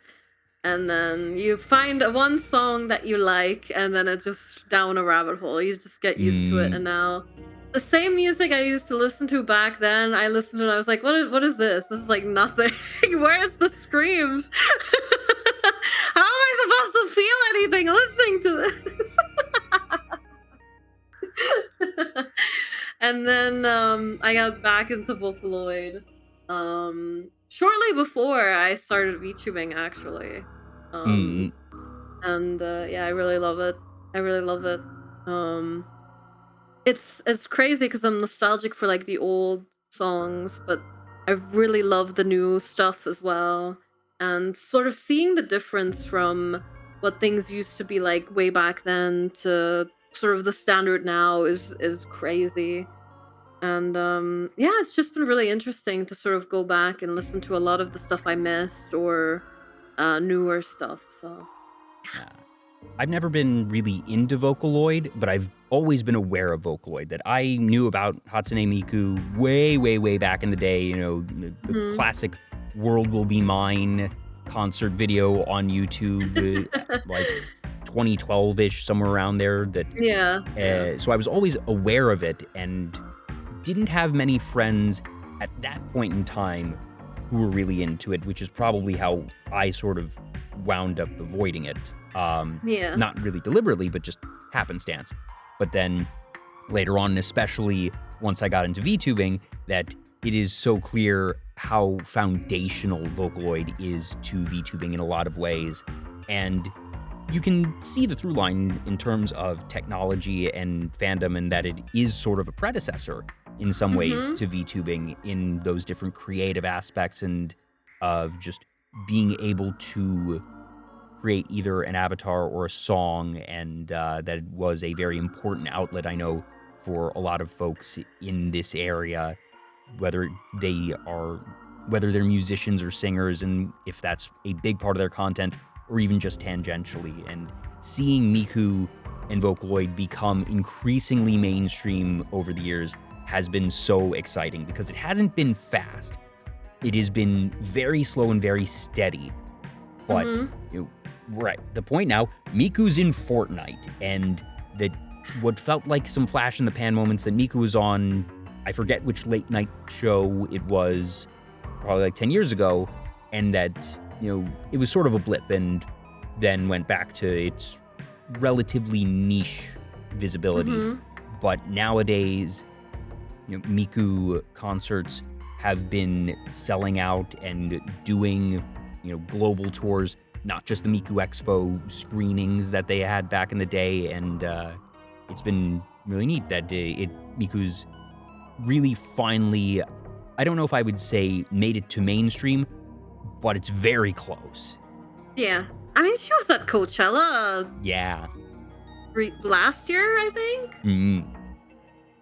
Which was a surprise. Yeah, just sort of seeing her name there, just like, whoa, okay, even if Miku's not headlining, that's a big deal. Yeah. Yeah. And there are metal Vocaloid songs, but, you know, obviously in the more traditional genres that, you know, Vocaloid and metal are pretty different styles. Yeah. It's very hit or miss, honestly, like Vocaloid metal songs for me personally. There's also a lot of like Vocaloid covers of metal songs. Yeah, they're very hit or miss. I think it depends on like who's making the covers, I think. Oh. Yeah. Do you have any favorites or suggestions for folks who might be looking for a good Vocaloid metal cover? I mean, obviously, I'm gonna suggest the Sleep Token ones. That's because I like Sleep Token. Honestly, I would just look if someone has made a cover using a Vocaloid of a song you already like and see how you feel about it, right? And then and stuff. If you want to get into Vocaloid now, like in general, I think like the biggest producer right now is probably, what's his face? Deco 27. Oh, yeah. I think he's the biggest. Like, he made Vampire, Monitoring, etc., etc. Like, Usubi is also pretty good, yeah. But Deco 27 is definitely like the biggest name in the Vocaloid sort of industry right now, I would say. I mean, he has been for a very long time, but allegedly he actually got a version of like a new version of Miku early, because his pitching or the way he tunes Miku sounds so different from everyone else that there's people are like theorizing that maybe he got like a new version early or something like that. So it's very interesting. And yeah, I would argue that Vocaloid and VTuber culture are definitely intertwined, because you see a lot of people like making covers of Vocaloid songs, you know, and sort of having their VTuber stand in as the Vocaloid character in the music video and whatnot. So Yeah. yeah. Yeah, Sheriff Biken also mentions that there's Canaria who started with Vocaloid and is now doing whole life stuff, and obviously, King for a while. It has certainly been less in the past 2 years, but there was a time when making a King cover was almost a rite of passage for VTubers. Yeah. Oh man.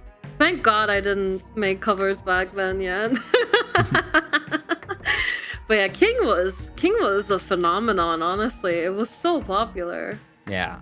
And I think part of it was just the fact that they made it open and said, you don't need to worry about permissions and whatnot. So, especially for folks who were in corporations, that them not having to go through permissions processes and approvals and red tape just made it so easy. And I think then because of that, all right, you have these big names covering this specific song, that it makes other people want to cover the song as well. So I think it was sort of a top-down effect because they didn't need to get approvals.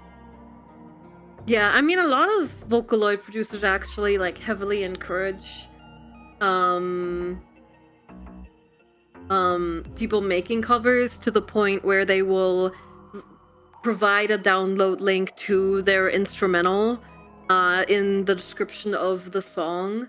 A lot, like I've seen a few of them even provide like different pitches or keys as well, which I thought is really nice as well. So it's very cool to see how sort of open Vocaloid producers are with sort of other people taking part in the trends and whatnot. It's very refreshing.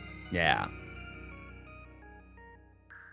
And outside of music, outside of Twitch, you shared you do a lot of art, and that this one, if I can get the image, it was, where'd it go? It was for Magical Cure Love Shot.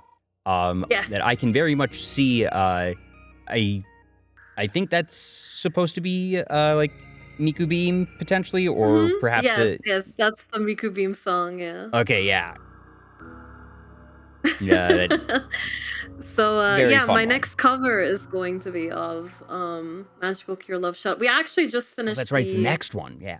Yeah, we actually just finished the mixing yesterday. Ooh, exciting. So just waiting on the video to be done now. But yeah, I made all the art myself for this cover, which was a big step for me. But I'm very excited for it. Yeah, I love the song. So yeah, it's a obviously very iconic, very fun one. Have you seen the image that it was a Fortnite one that someone aligned the Miku Miku Beam drop from the song with a Godzilla doing its atomic breath? Yeah, it's so cool. It was so fun that the Miku and the Godzilla stuff happened around the same time, because it's a bit of a meme that Miku and Godzilla are like really good friends, because they always seem to show up around the same time with collabs like this. So yeah. Yeah, hadn't even actually really thought about that, and I don't think they're managed by the same company, so it's not necessarily a thing of collab partnerships that they're being promoted as a pair, or that they happen to be happening at the same time. It is just sort of happenstance there. Yeah, it's kind of just coincidence. Yeah. And that it reminds me of what was it? It was Doom and Animal Crossing, that people very much enjoy the duality, all right, what are the two characters that really should never meet, that have no logical reason to be in the same place at the same time, but as soon as you find even the slightest connection, everyone wants to see it. Yeah. Isabel and Doom Guy. It's super cute. Yeah. And you do a fair bit of art in general. Where does art start for you? Was it something that growing up you were sketching and painting a lot, or was it something you got into later in life? Not. I mean, as a kid I drew, but not like as a hobby actually. Just like for fun sometimes.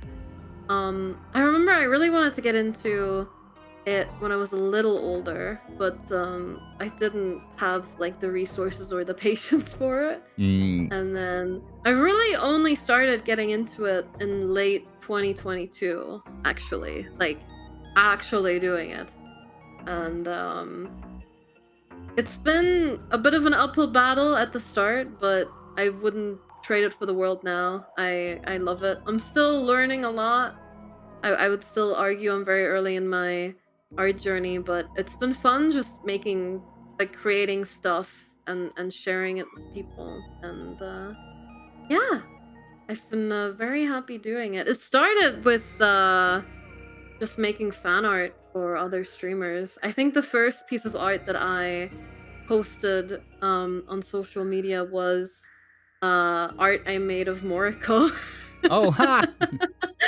And we sort of I sort of became friends with her over that, so it was a good time. But yeah, that was the first art I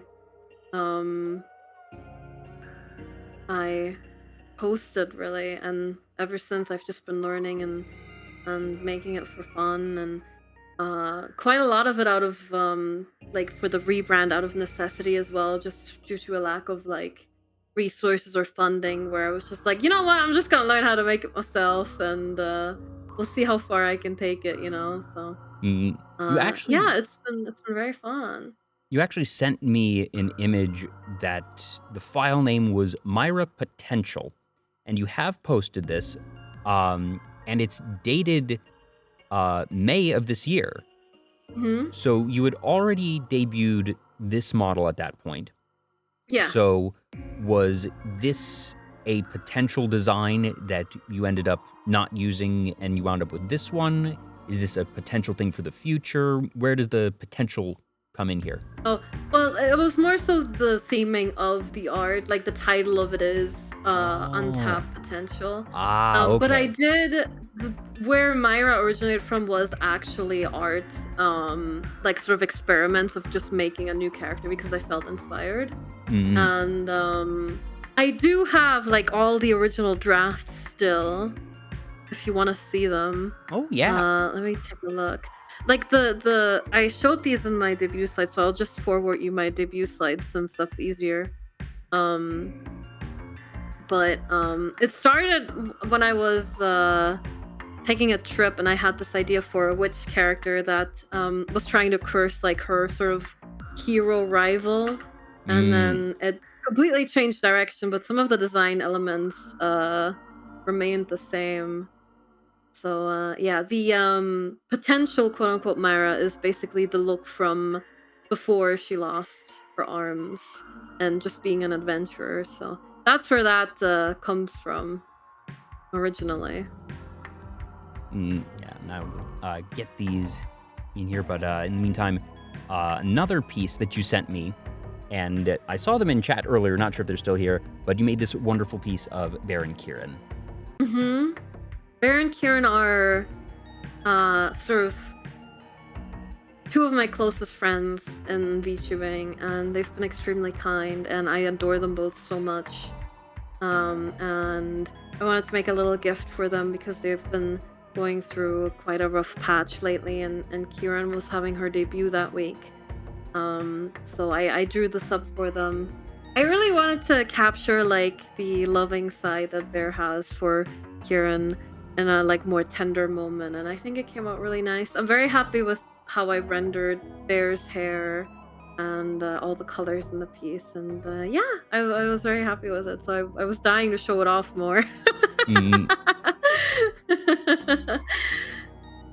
and that Kieran was on the show a little over 3 years ago, which is really weird to think about. But like you mentioned, Oh she just wow. had a recent debut, and that you can see the maid outfit here, which is very fun. Yeah, Kieran and Vera are fantastic people and amazing friends, and I'd do anything for them. Getting the debut slides in here. Studio mode, my beloved. There we go.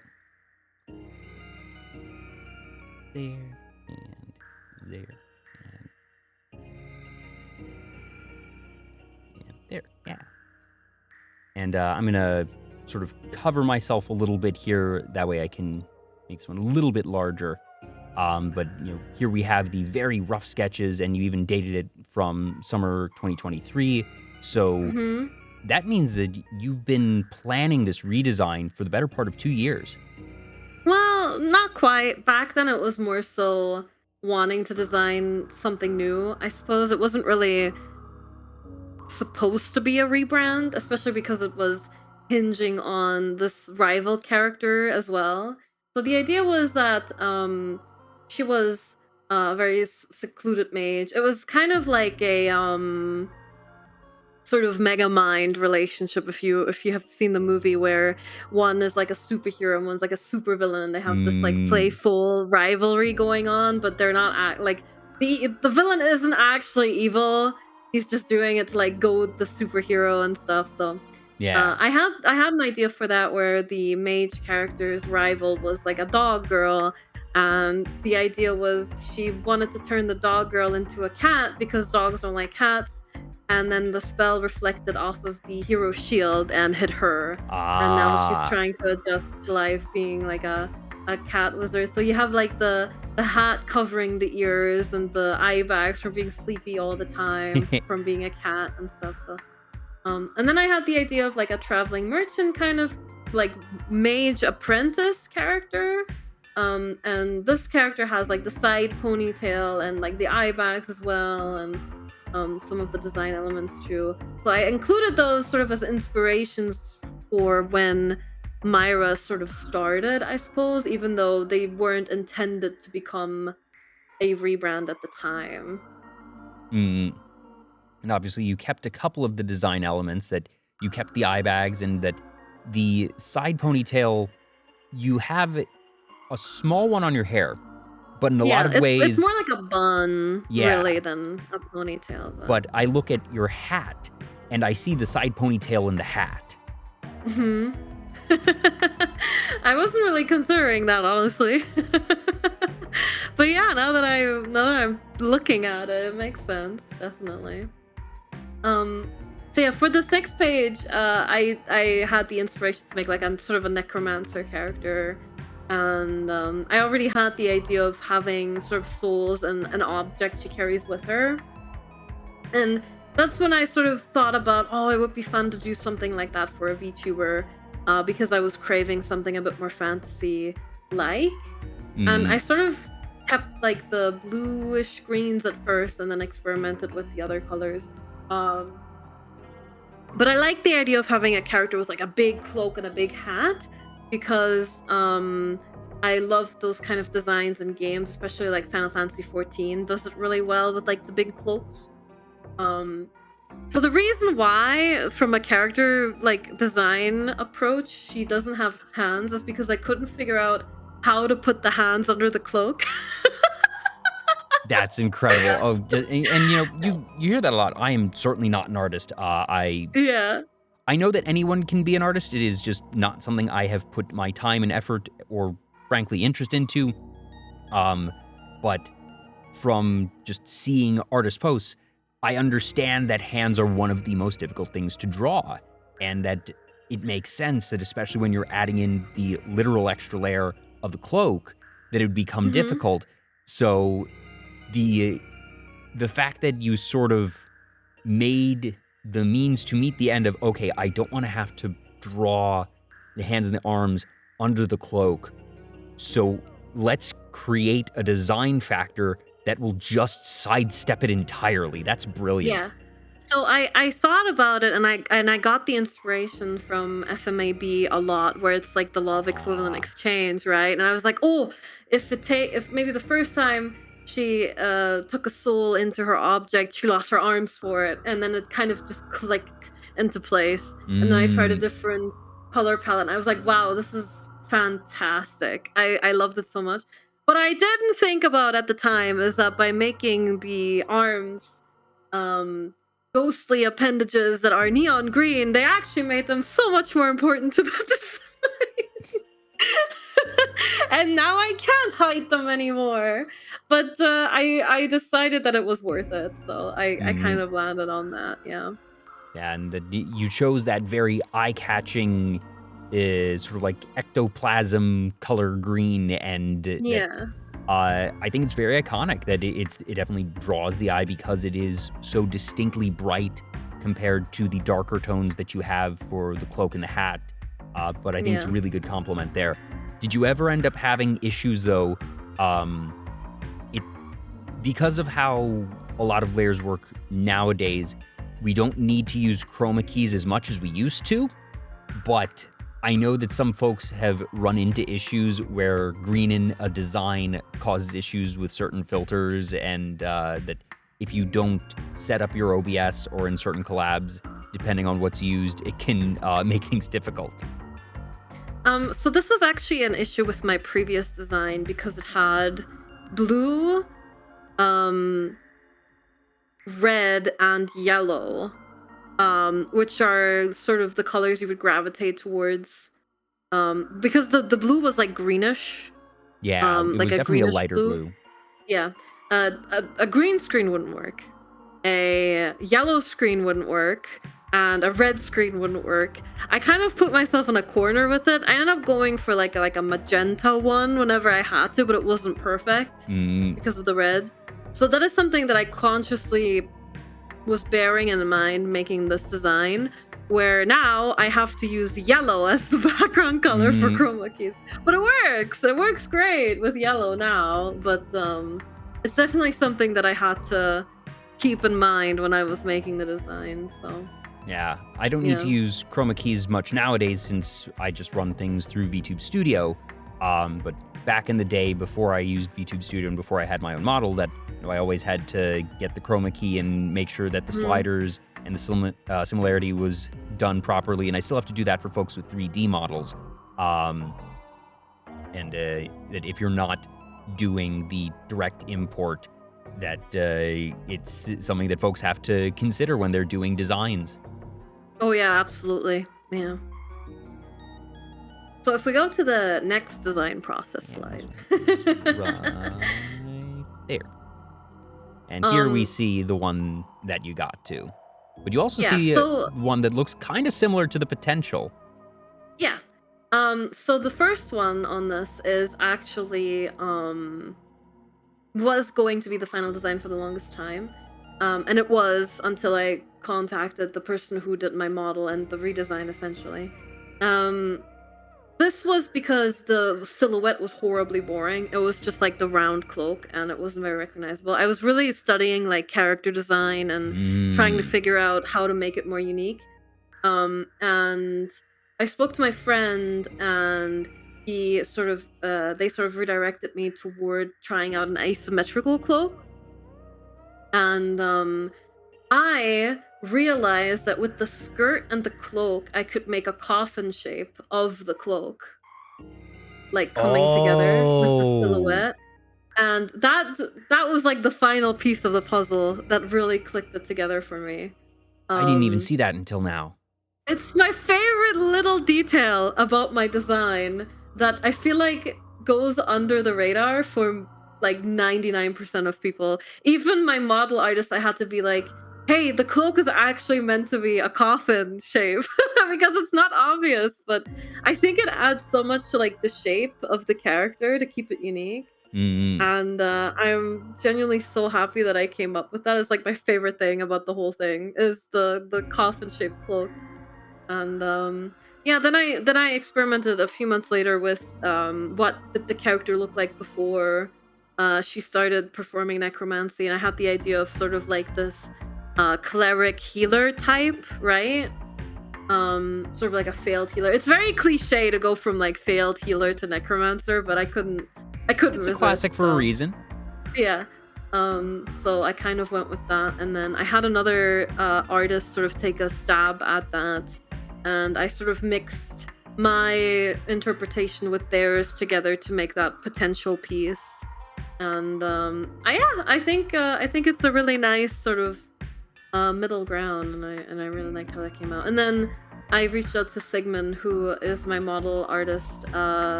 Not for this model I'm using right now, but for the full model, quote unquote. And we actually finished the model art yesterday. I got my file for it yesterday. Ooh. And he sort of prettied up the design and added more detail, and I think he really sort of enhanced what I was going for. He added a million more belts. And the flower motif is something that I actually really, really like in all of my designs. So yeah, he does the art for Force of Will trading card game. Oh, wow. Yeah, so yeah, super happy with my design now. I think I genuinely don't have anything I'd want to change about it. I love it. I think he really took my concept and sort of elevated it and made it more interesting. And yeah, that's sort of the design journey of the character. Is there anything deliberate or referential in the sort of runic pattern on the front part of the cloak and the back cloak that's right behind the legs? We tried out a few different motifs for it, but I kind of decided to go with sort of a mix of like pixels. So you have like the squares sort of representing the pixels, and the vines are like very sharp for the retro aspect, and then thorns and roses have a lot of like symbology and sort of the Christian horror theming. I try to avoid like real life symbology when I'm making characters. Like I think you see a lot of like crosses and like gothic designs, which is not something I really like. But from a thematic point of view, having the thorns and the roses fit really well, because they're a sign of like how do you say, of like sacrifice as well, right? And you have like the thorns, which are like deeply embedded in blood and stuff like that. So yeah, and it natural felt like a symbols very like natural, flowers yeah, feel more neutral than things like crosses. yeah. And you see those sort of motifs in like a lot of Castlevania stuff as well. So it felt very natural to sort of implement that into a design relating to necromancy and sort of like this like gothic fantasy style. Yeah. And you mentioned earlier that you don't usually tend toward anime style in games, and that's obviously very representative here of just VTubing having its roots in Japan. It is entirely logical why so many of the earliest VTuber designs had that anime aesthetic, and it very much set a precedent, frankly, that, there's no law saying it needs to be anime style, but when something like this is starting, precedent does mean a lot, and that it means that very logically and naturally, as more people got into VTubing, they looked and said, all right, well, this is the design style that the folks that I look up to use, so that is what I'm going to use. And in some ways, it probably was also sort of a self-selecting subset, that folks who were into Vocaloid and anime and other similar things were the most likely to discover VTubing first, and therefore, if they wanted to become VTubers themselves, even if they weren't necessarily basing off of the precedent that was set, that they were already going to be just more inherently likely to want to have that style genuinely anyways, because they already had that overlap. but that you, for yours, and even in your prior design, were distinctly not anime, and that it's one thing to have a distinctive silhouette, and I think that is very important in character design, but you also benefit, frankly, from having I don't want to even say like a rare style, because there are others that go outside of anime aesthetics, but that you do not have certainly the most common style. Yeah, which is funny because my artists for both this model and the model you're showing on screen right now, they are both Japanese artists. Well, it's probably a fun divergence for them as well of, oh, okay, I get to do something that's a little bit different. Yeah, so yeah, I'm not really much. I mean, I've told you this in the pre-interview. I'm not really much into anime or anime culture outside of Vocaloid or something that becomes like extremely popular or recommended to me. So having like a very anime-esque model, while I wouldn't have minded it, I don't think would have been like a natural decision for me necessarily. Like, so a more painterly style, I think, suits the design very well. Yeah. Although I'm definitely willing to try different approaches. I think a very like anime-esque design art set could be very fun for if I ever do get like an adventurer Myra design where she was just like the healer, right? And like, yeah, like a very starry-eyed and stuff. So yeah, like for that, I think it would be really cute to maybe go with something like very cliche anime-esque. But yeah. Now, it's interesting. You mentioned that you don't watch much anime and that usually it's ones that get recommended to you and are more popular. But you mentioned to me that in addition to watching a good number of classics, that there was one specific series that is very, very niche, and that I was sort of floored that the title even came out of your mouth. Because Showa Genroku Rakugo Shinju is not a well-known series, but it's a great one that I will take any opportunity I can get to tell people about, and it's rare enough, it's even rarer for a guest to be the one to bring it up. So how did that series get to you? I don't know. I don't remember. I like drama, and I guess like the first one sort of stopped airing, the first season of it, around the time I sort of fell out of anime. Maybe, hold on, let me Showa Genroku Rakugo Shinju. When did it come out? I think it was... No. It wasn't recent. 2016, yeah. Yeah. That was sort of around the time I like really fell out of watching anime. But I was still sort of, snooping around just in case. And I saw a lot of people talking about how Rakugo could be like one of the best drama anime ever. And I was like, okay, I'll just watch it. I went in entirely blind and I was floored. And then season 2 started airing and I was like, wow, this is the best anime drama ever. For those who aren't familiar with the series, Showa Genroku Rakugo Shinju is based, it is a drama series that revolves around, logically, Rakugo, which, for those who aren't familiar with that, is, I guess the best way to describe it would be performative poetry. That it is something that it's a very classical art form that goes back several hundreds of years and still exists today, but is much more niche than it used to be. That back in the day, going to see a Rakugo performance was akin to going to see a Broadway show.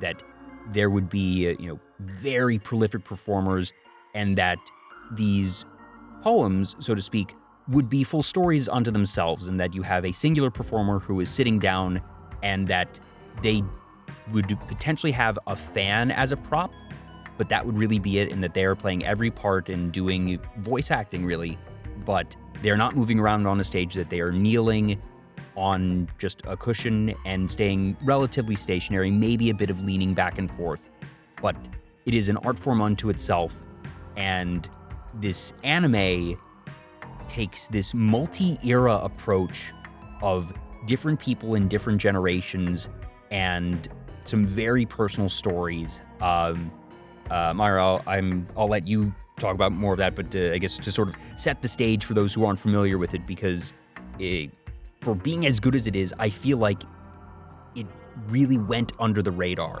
in that if you weren't really into anime when it was airing, that you missed it. And even if you're into anime today, if you weren't there when it aired, you probably haven't heard of it. Yeah, I mean, it's actually very highly rated on my anime list still. Yeah. I remember back in the day it was like top 30 or something. Like it was very high. Yeah, those who know it, but I guess... Yeah, right now the second season's at 62, like spot number 62. And if you compare this to like the other shows and like even the top 10, obviously Frieren, FMAB, Steins Gate, Shingeki no Kyojin, those all have like over like 1 million people who rated those shows, right? And a lot of them have like multiple hundreds of thousands. And then you have humble Showa Genroku Rakugo Shinju at 68,000 viewers on my anime list, but it's still in the top 100, which is crazy to think. Yeah, those who have seen it, I don't think I know anybody who has seen it who has said anything other than it is fantastic, but not many have seen it. I think the only other person other than you that I've spoken to in the VTubing scene that has seen it was Kongu, which I think we had on the show as well. Yeah, he actually performed Rakugo. Yeah, he did. Whenever I brought it up in his chat that I loved it, he actually went out of his way to perform his version of the long name one. Shinigami. Oh, Shinigami. Ooh. Yeah. And I was so floored. I was like, first of all, you know this?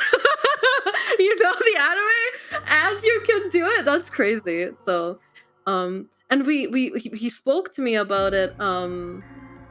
This was like a few years ago, so I don't blame him if he doesn't remember. But I told him that my favorite Rakugo, I mean, I only know it through the show, but my favorite Rakugo was like one that is in the show. And he said that it is the only recorded depiction of that play. Like there aren't any there's performances of it like on the internet or anything. No classical performances got recorded. Whoa. Yeah. So I asked him before he performed Shinigami if he could do that one. He was like, I have no way of learning it. So I thought that was very funny. So yeah, you should watch Rakugo, guys. You should watch it, please. Yeah, so I have more people to talk to it about. Please, yes.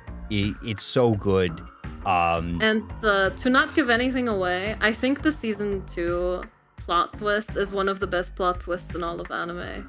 It's fantastic. It's really good, and it's a series that is so grounded in reality that they're taking very human, very realistic scenarios that it is historical fiction, certainly, but that all of the themes, all of the circumstances, there is no magic here. That the closest thing you might get is literally the magic of theater and just the power and impact that theater and performance has on people, and that it can have physical impacts on people when they get into performances, or that when they see a performance that is powerful and impactful on them. But just the writing, the characters, even the ones that start off being annoying and grating, it's like, I don't like this character, that by the time you get to the end of the series, you care about every single one of them. Yeah. It's just, I don't know what to say. It's just really good. Everyone watch it, please. Give me the benefit of the doubt and watch it. Especially you, Tails. I see you in my chat. Or in your chat, rather. I see you in the chat. You need to watch it. And there's the full title. If you just put Rakugo Shinju into a search engine, it'll get you where you need to go. It is available on Crunchyroll. I'm not sure, internationally, other regions' licenses can vary, but it is out there. And it's not too long, that it's like 2 seasons of, I forget if it's 12 or 24 episodes. The The first episode is double length. I do remember that. Yeah. I'm looking it up right now. It's 25? No, wait, no, that's the second season. No, it's the first season is 13, the second season is 12 episodes. 12. Okay, yeah, so it's 25 total. 25 total. Effectively 26 because the first one is double length. But yeah, it's not too long. It's not something like it's not a long-running shonen or anything. You can watch this over a couple of weeks. Or be like me and watch it over the course of like a single week because you just binged it. I had to wait for the second season to air, and I cried every episode of the second season. It really got me. Yeah. It was fantastic.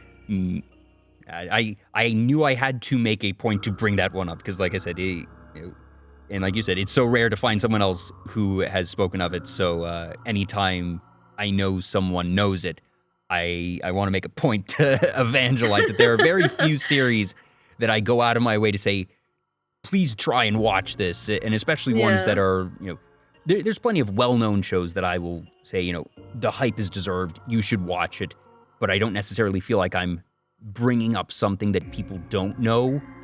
Rakugo Shinju is on that short list of, I genuinely feel like not enough people know about it. When, as for the other classics that you enjoy, I know you're a big fan of JoJo, and that the JoJo community currently is in a very celebratory mood because Steel Ball Run has been announced. Yes!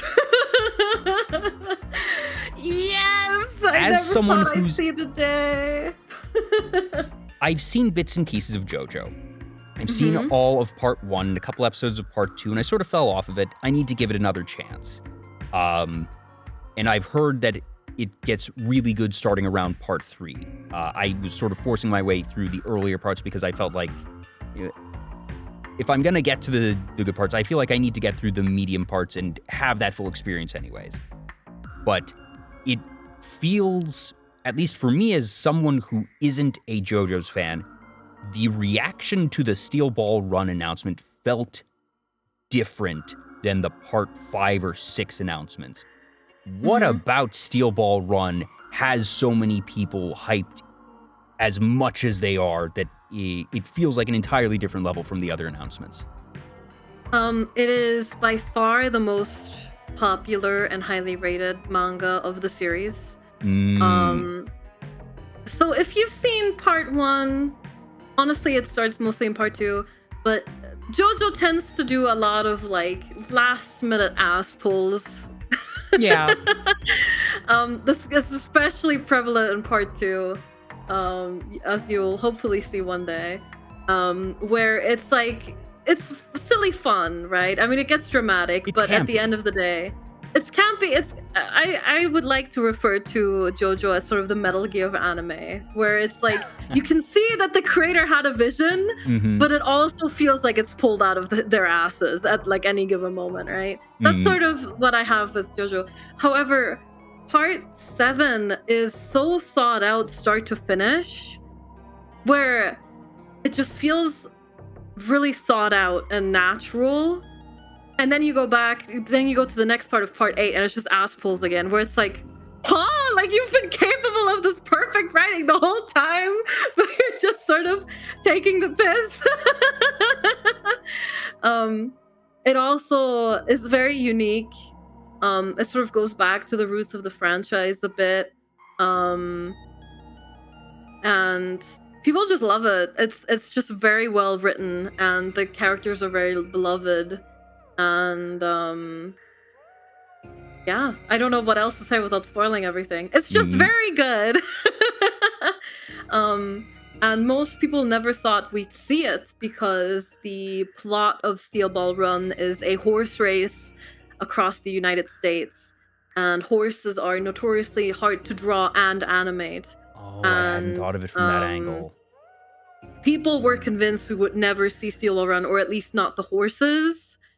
And previous parts have always been kind of teased or hinted at. And we never sort of got that treatment for Steel Ball Run. And there was also sort of the letdown that was the part 6 anime, where Netflix was handling it in batch releases, and it sort of fumbled the hype. Where people were thinking, is JoJo like done for now, right? Like the anime Mm, adaptations, because part 6 kind of flopped its release. And then part 6 flopped its release, and then part 7 being Steel Ball Run would be very hard to make work. But it was so popular where everyone was like holding out hope, but no one was, everyone thinking it holding might out hope, happen. but didn't dare speak it. Yeah, kind of, right. So we had no idea if it was happening or how, if it were. Like I was saying, I would rather take like 3 movies of an adaptation than like a full series and have the series be poorly animated or whatever. But they announced it, and they did make some changes to the main characters' designs, presumably to handle drawing the horses and everything else, because even the character designs are very, very detailed compared to previous parts. So yeah, it was a surprise. I mean, we were due for another JoJo announcement, but I don't think people were expecting to see Steel Ball Run now. And given its popularity and sort of how beloved it is, it kind of made a big uproar. So I was so excited for that fandom that day, of just, even if I'm not in it myself, I love it when, those communities get those wins and those big announcements. It's definitely up there. I know I need to get to JoJo's, and that part 3 is where things really pick up, because I've seen scattered episodes of parts like 3 and 4, and I did enjoy it. It's a very distinct, very strong cup of tea, certainly, but that it is very unique, and it knows what it wants to be. Yeah. So every part is like sort of a different story / setting, but they're all connected in a way. So for part 1, you have like this Castlevania ripoff. Part 2 is very like Indiana Jonesy, and part 3 is a road trip around the world, kind of. Part 4 is like a murder mystery. Part 5 is a mafia story, and then part 6 is a prison break. So you have like all these wildly different settings, but that usually means that there's like something for everyone to enjoy, in my opinion. So yeah. Viking mentions you can tell what Araki was watching at the time, and just it feels like he's sort of going through his own list of interests of, this is I want to do my take on this, and that you have the distinct genres, so to speak. I also have my personal conspiracy theory regarding JoJo's Bizarre Adventure. Okay. And that is that JoJo's Bizarre Adventure is not fiction. It is Araki's autobiography. Because have you seen a picture of that man? Yes, he doesn't age. He does not look like he's 64 years old. I think he's a vampire. I think he's Dio. And what better way to get people off your trail, to make them think, there's no way he's an actual vampire, is to write your own story and be like, yes, this is this wonderful fictional character that I have made up. It is definitely not me just writing about my own life and times and story, because why would a vampire write their own story? That'd be absurd. There's no way they could do that. And that is how he's keeping his own secret. You say that, but there is a notorious character that is first introduced in part 4 that is definitely a self-insert of Araki, because he will draw himself with that character, and the character is also a mangaka. Oh, okay. Darn. Well, and there he goes will that. take any opportunity he gets to brag about that character and show him off. Like, he has spin-offs, the character. There was one part in a later part, like way after that character's story was told, where there's a character, like a villain character that can speed up time, essentially, right? Mm-hmm. And Araki made it a point to mention, despite his self-insert not being part of the story anymore, to write, the mangaka character still managed to hand in all of his mangas within the deadline. It's Very like, wow, important. Very thanks. important. Very important detail. So it's just, it's really funny. It's really funny. But what if that's just part of the conspiracy of how he's setting people off the trail that he is Dio? You're right. It could be like a red herring. It's crazy to think of how long he has been writing that series. Yeah, it's been around, and it's very like it's a big part of sort of, to my understanding, Japanese pop culture. Yeah. And you see it referenced everywhere. That sort of a good anime adaptation of the entire thing was honestly a surprise that it hadn't happened before. Like I've seen people compare it, sort of its cultural relevance to what we have in Star Wars, you know? Yeah. Like it's that big. And its bombasticness in some ways feels like the type of thing that would have been adapted in the late 90s, early 2000s, and potentially made its way to the West. Because think about, what were we getting in terms of licensing back in the day? It was mostly the shonens, it was mostly the action ones. And that, in at least a relative sense, JoJo's style is more Western than most other shonen anime. It's still pretty distinctly anime, but that I could see that airing on Toonami or Adult Swim in the early 2000s, and I think it would have been popular. So it is kind of interesting that it took this long. I think that for the final product, this is probably the best timeline because it's been able to be done with such quality and care. But yeah, I agree with the folks that are surprised that it took this long. As Viken said, there was actually a OVA in the 90s of Stardust Crusaders. Oh. And the art style is fantastic, but I would still recommend the newer stuff and then going back to see the OVA later, in my opinion. But yeah, it's just it's great. I loved it. I love JoJo. And the reason why people say part 3 is where it picks up is because it introduced stands. Yeah. Which is, the like big ghostly guys that, oh sorry, I hit my mic. The big like ghostly guys that punch other people for you and stuff. Like that comes in with part 3. And that was sort of the start of what JoJo is now. For Steel Ball Run, they actually reintroduce something akin to Hamon alongside with stands. And it's super interesting. So, yeah. Really like it. Like when Kojima introduces it, CQC never shuts up about it, yeah.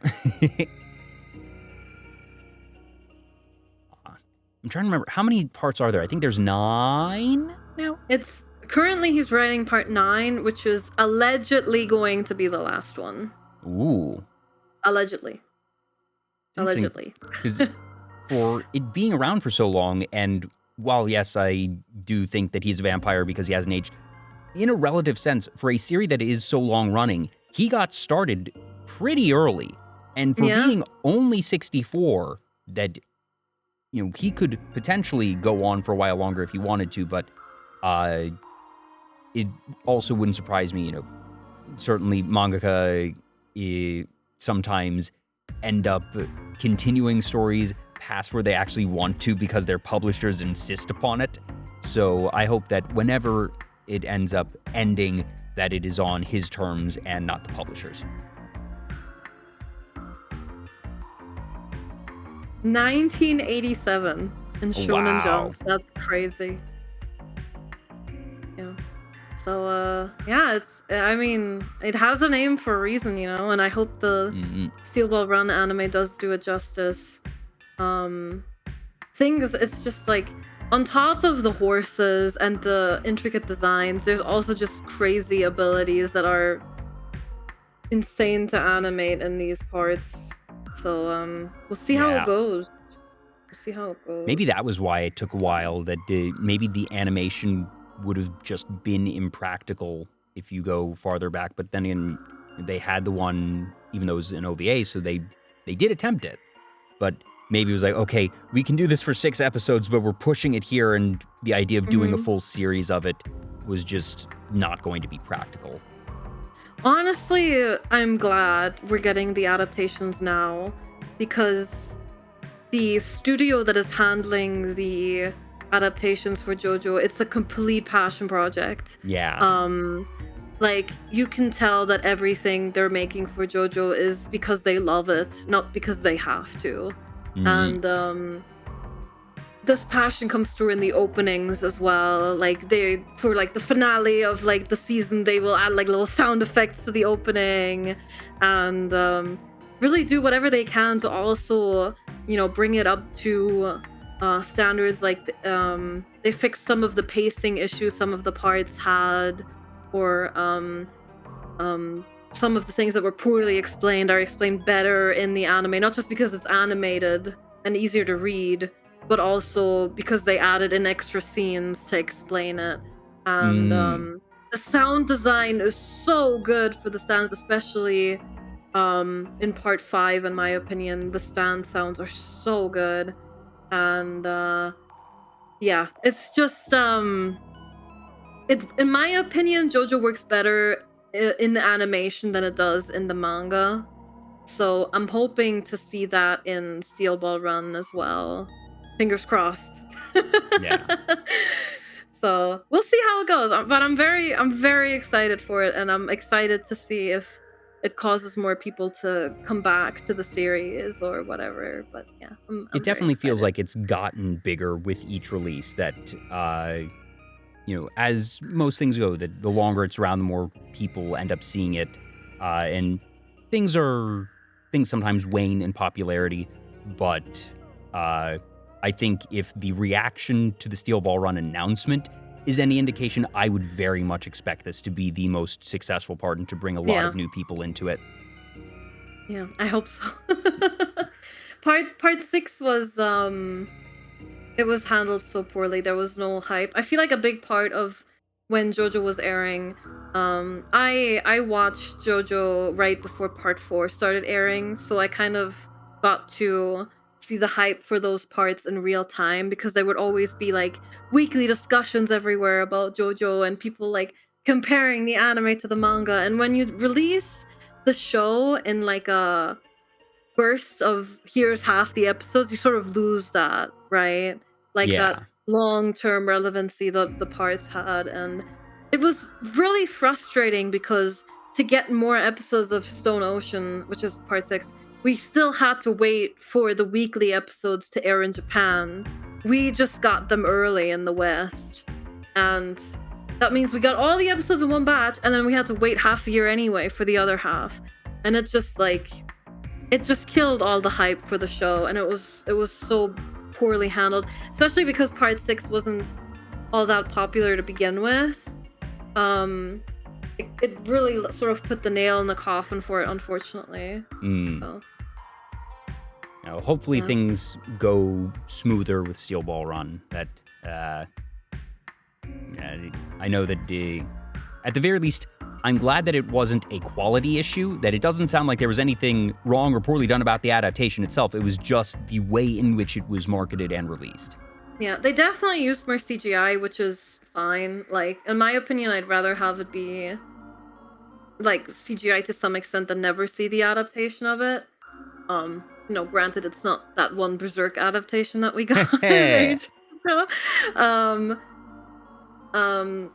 It has some quality issues, but I only actually watched the first half. I never watched the second batch yet.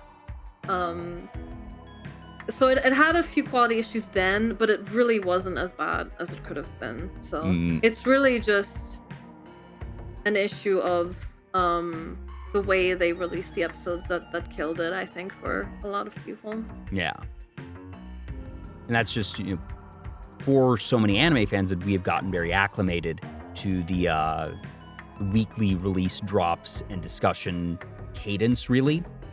And unfortunately, I think we are now in the minority of that because, you know, so many other series are done in batches. So I can see how we got here, and I can completely understand why why it didn't work, because it went against the anime community's usual cadence and the style that they engage with the series, and that I know Netflix has done some weekly releases for anime, especially over the past couple years. That it's felt like that has become more common. So, fingers crossed. We'll see how that goes. Yeah. Don't worry. If you follow me on socials, you'll hear all about it. I'm sure I will. I'll hear from you and many others. I'm gonna be the most most annoying person on the planet about it.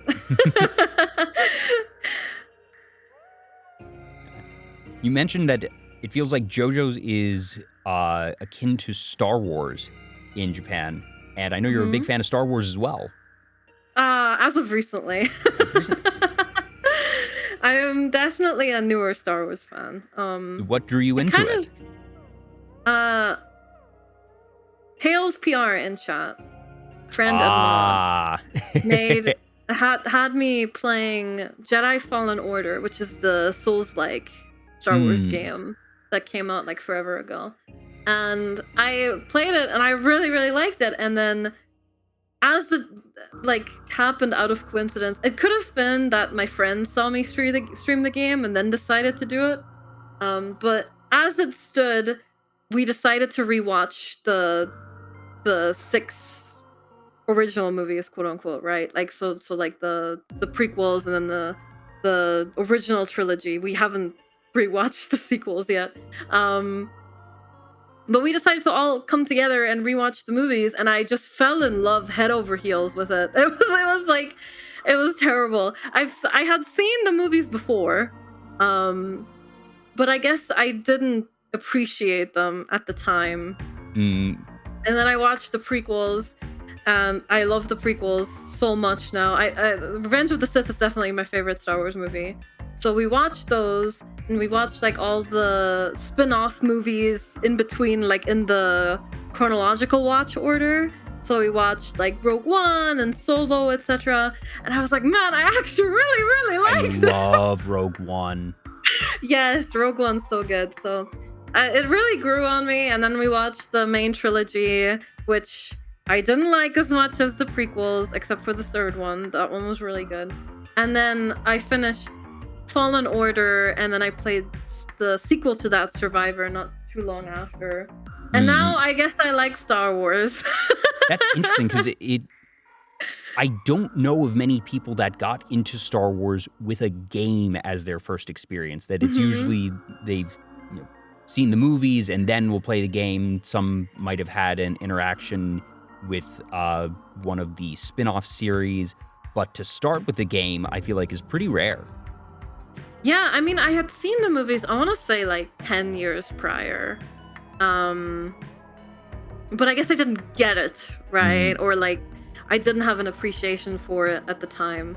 And then I played a bit of Fallen Order, and then we watched the movies, and I was looking at the things I saw in the game, recognizing it in the movies, and then later on played more of the game, and then I recognized locations from the movies, and it was the crossover and stuff. And I really fell in love with it, and I'm trying to watch some of the shows now, but There's so terrible. much. I'm terrible at it. I'm terrible at sitting down and watching things, is the thing. So I'm trying, but I'm very slow. I fell into Star Wars very early. That it was my best friend back in kindergarten that got me into the original trilogy before the sequel trilogy came out. Sequel trilogy came out when I was it was either late elementary or it was early middle school. I think it was late elementary, because I remember I saw Revenge of the Sith was when I was in 8th grade, to date myself entirely. But that, saw the prequel trilogy, and that being younger at that point in time, I loved the prequel trilogy, from the get-go, and went through sort of the arc that I feel many Star Wars fans did of, you like it at initial release, then become very critical of it, and now it's looped back around to the point that people find the prequel trilogies fully endearing and enjoyable again. I also think the sequel trilogy, I think perhaps because I went through the full arc of the prequel trilogy, Whiplash, that I went into the sequel trilogy with a much more open and much less critical mindset, and that I walked out of all three saying, I enjoyed that. I can look back on it and say, all right, I understand why people have gripes with it, but at the same time, I sort of just shrug and say, it's space wizards. Was the narrative coherency kind of lacking? Yeah, a bit. But I still had fun. Yeah, I mean, they're like modern fairy tales, right? They don't need Yeah. to be realistic. They just need to, touch you in a way, right? Emotionally. So Yeah. I get it. But I just love campy stuff in general. Like, I mean, I already mentioned, we already went over JoJo's. I briefly mentioned Metal Gear. My favorite movie is actually The Princess Bride, which is also so campy. Oh, yeah. So, yeah, I'm just like, I just love campy stuff. So me liking the prequels was probably destined to happen eventually. So yeah, I don't know, it was bound to happen. Yeah, gosh. I hadn't even thought about the camp overlap there amongst everything, but you're right, yeah. And obviously, Princess Bride, absolute classic, so good. I love it. I love it. I love watching it. It's I mean, like, it's the perfect movie. It's got it all, What more could you possibly want? Yeah, just so many iconic lines, so many good scenes. Every actor is just having so much fun with what they're doing. Yeah, it was really good. I love it. Like, whenever my friends ask me what movie I want to watch, I always say Princess Bride, and they're so tired of it now. Like, sometimes when they ask me, what movie do you want to watch? Don't say Princess Bride. So yeah, I love it. I remember the first time I saw it, Count Rugen, the Six-Fingered Man, kind of freaked me out of just, for some reason, seeing the gloved six finger just made me a little bit squeamish. But yeah, I got over that, and just it was the more I see the movie, the more I love it, and just I feel like it's one that gets better on rewatches because you sort of pick up on things, you notice just the way that each of the actors really gets into the performance, because it is campy, and that they present it in a way that is both incredibly earnest, but also ever so slightly, that as a good camp performance should be, in my opinion, leaning into its own absurdity. Yeah, and I feel like it also gets better, like, as an adult, because there's like a lot of like little jokes that like maybe fly over your head, and then you watch it back and it's hilarious. It's just it's so good. So good. Moving around a bit, we talked about some of the art that you do, and that you've done a lot of digital art, and you've been working on it for a couple of years, but you've also done physical art, a lot in the space of knitting and crocheting. How long have you been doing that? I remember my great-grandmother teaching me a little bit when I was, I want to say like 4 or 5 years old, but it was just like very basic stuff, and I never made anything back then. And then in my around the time when I got into JoJo, I decided to pick it up because I was interested in crocheting already, because I would make dice bags for my friends. I don't exactly know when that started, but maybe like a year before, or maybe a few months before. I would crochet dice bags for my friends for our tabletop RPG games. And I got really into knitting and crocheting because my friend wanted to cosplay Joseph Joestar from Part 2. And he said he couldn't find the scarf, like a good quality of the scarf anywhere. And I was like, well, I know how to crochet. How hard could knitting possibly be? And I knitted him the scarf. and it came out way too big, and he never cosplayed the character, but he Oh, still has it and loves it. okay. That's good. That's good. And that's sort of when the passion for it started, and I just love making things for other people. Mm, So yeah, plushies I only ever started making, I want to say like 5 or 6 years ago, probably 5 years ago. Yeah. mm. You sent me several pictures of ones that you've made. There's these cute little bears with lovely little sweatshirts here. Yeah, I made those. I want to say the year before last year, 2023 maybe. Everyone's posting the Tubbin emote, Tubbin, yeah. Oh. which has a bit of history to it. I made a crochet plushie of a little polar bear with a scarf because I have a friend. They collect plush bears, but they don't have a polar bear, and I have a polar bear plushie. So I was like, "This is unacceptable. You need a polar bear now." And I made him a little polar bear with the purple scarf because purple is their favorite color. And I said, "Here you go. Here is your polar bear plushie." And they loved it, and all my friends loved it, and they thought it looked so funny because it was like a grumpy little polar bear with a scarf. And they turned it into an emote and everything. So when I started VTubing around that time, I just decided to keep the polar bear because my friends grew so attached to having it, like the emote and everything, that I didn't want to do away with it. So that kind of was the chat mascot until I rebranded. But of course, there was uproar, and we had to keep the Tubbin emote for him. Yeah, and then I made Mr. Tubbs is his name. I made Mr. Tubbs a little wife, and she has a red scarf and a little red bow. And those two were the first plushies I ever made. I can see if I have a picture of them on hand. They're a little wonky, but they're very cute. Do you recall what the occasion was for these two? Yeah, so I made those I want to say in fall, and my intention was to donate them around Christmas time to like a charity shop, which I didn't end up doing. I had them sitting in a box for another year because I was so shy about doing it. But it meant that I actually had quite a few plushies to donate when I did muster up the courage last year. I donated to a Christmas charity market where they were raising funds to repair a building near me. So I had like a full box of toys that I crocheted over the 2 years, ready to donate. And those two bears with the sweaters were two of the first I think I made for that purpose. So yeah. Now it's sort of difficult to tell the scale. About how big are these? Those aren't terribly big. I don't know like how big in size. The one on the right is obviously a good bit smaller because I use smaller yarn.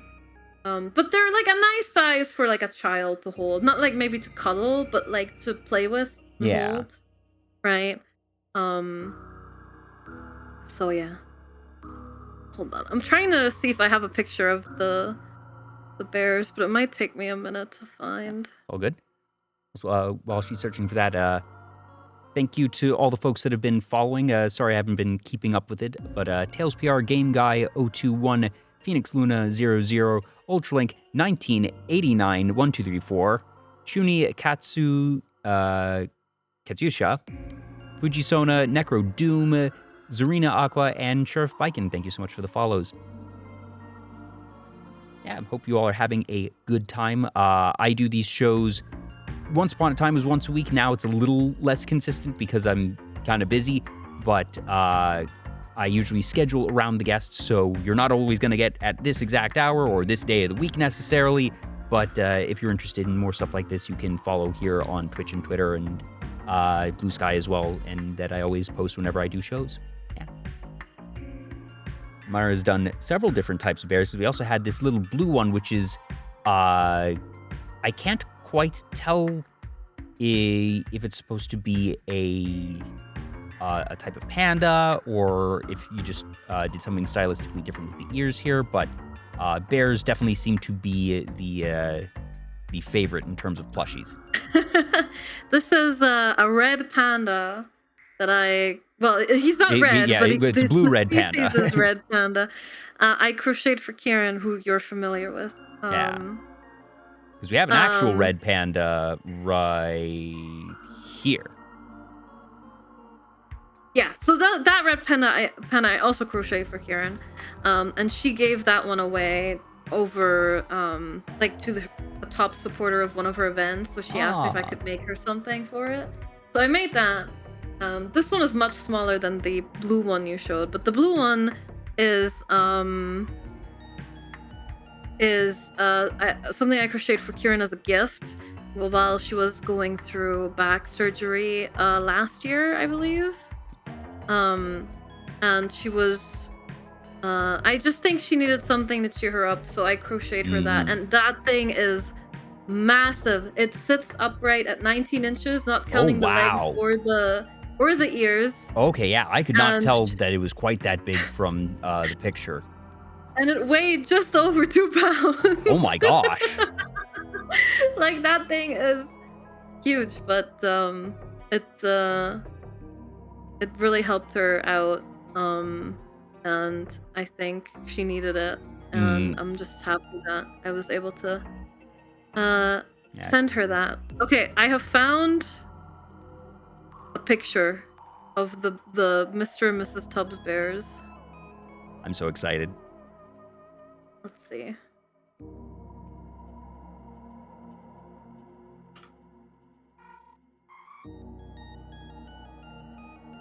Those are some Tubbs bears. That's great.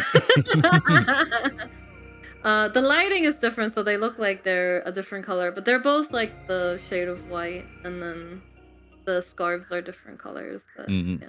Well, I get that one set up. I'm not sure what this one is. It's adorable. It's not a bear. It's just a little fella with ghost with a bow tie and a hat. With a hat. Yeah. That one I made for a friend that really likes Halloween, so I made him a little gift for Halloween. Yeah, I couldn't tell at first glance, so I just put the image, I named it just Fluff, because it was just a small thing, because it almost looks like it's meant to be a dress. But now that you say it's a ghost, I do see it, and that I love the little personality that you gave it with the hat and the bow tie and the arms.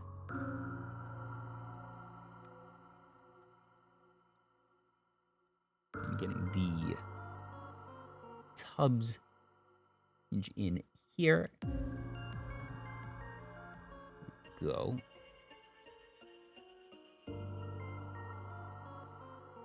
And those are some good Tubbs right there. Yeah. So those were the first plushies I've crocheted, and yeah, they were a gift for a friend, and it kind of escalated to a pseudo chat mascot. Yes, they are distinctly rounder than the others. Yeah, and now it's a poorly drawn chat emote. So yeah, that's sort of the story. They were my sort of my stand-in mascots for a while with the old design, but yeah, I think they're super cute. How long does it take you to make one of these on average? That obviously that blue one, being as large as it was, probably took a lot longer. I'm guessing that the Tubbs bears are relatively similar to the other ones that you made. So on average, probably, if I really sit down and like grind, if you will, the small red panda took me about a week, but I was constantly working on it because I basically had a deadline to finish it. Despite it being very detailed, it took me about a week. The blue panda actually took me less time than that because despite it being so big, it uses very thick yarn. So it takes less stitches to make something of the same size because the yarn is so big, right? So the size of it comes mostly from how thick the yarn is rather than how many rows I've crocheted. So that makes sense. Yeah. So I would say if I really sat down and committed, probably about a week. But I have done projects that have taken me much longer. Plushies, generally speaking, don't take too long, all things considered, unless it's like, again, something like really intricate or detailed, it will take me longer. Because for plushies, depending on detail amount, you might have to do a lot of sewing to like put the extra parts on. But the Tubses now, they didn't take me very long. The big blue panda didn't take me very long. I would argue the bears with the sweaters also took me about a week each, because the sweaters require a lot of like yarn changing and stuff. But yeah, it's not too bad. But like the real time sinks are things like blankets. Yeah, I was going to ask, do you know what project has taken the longest amount of time?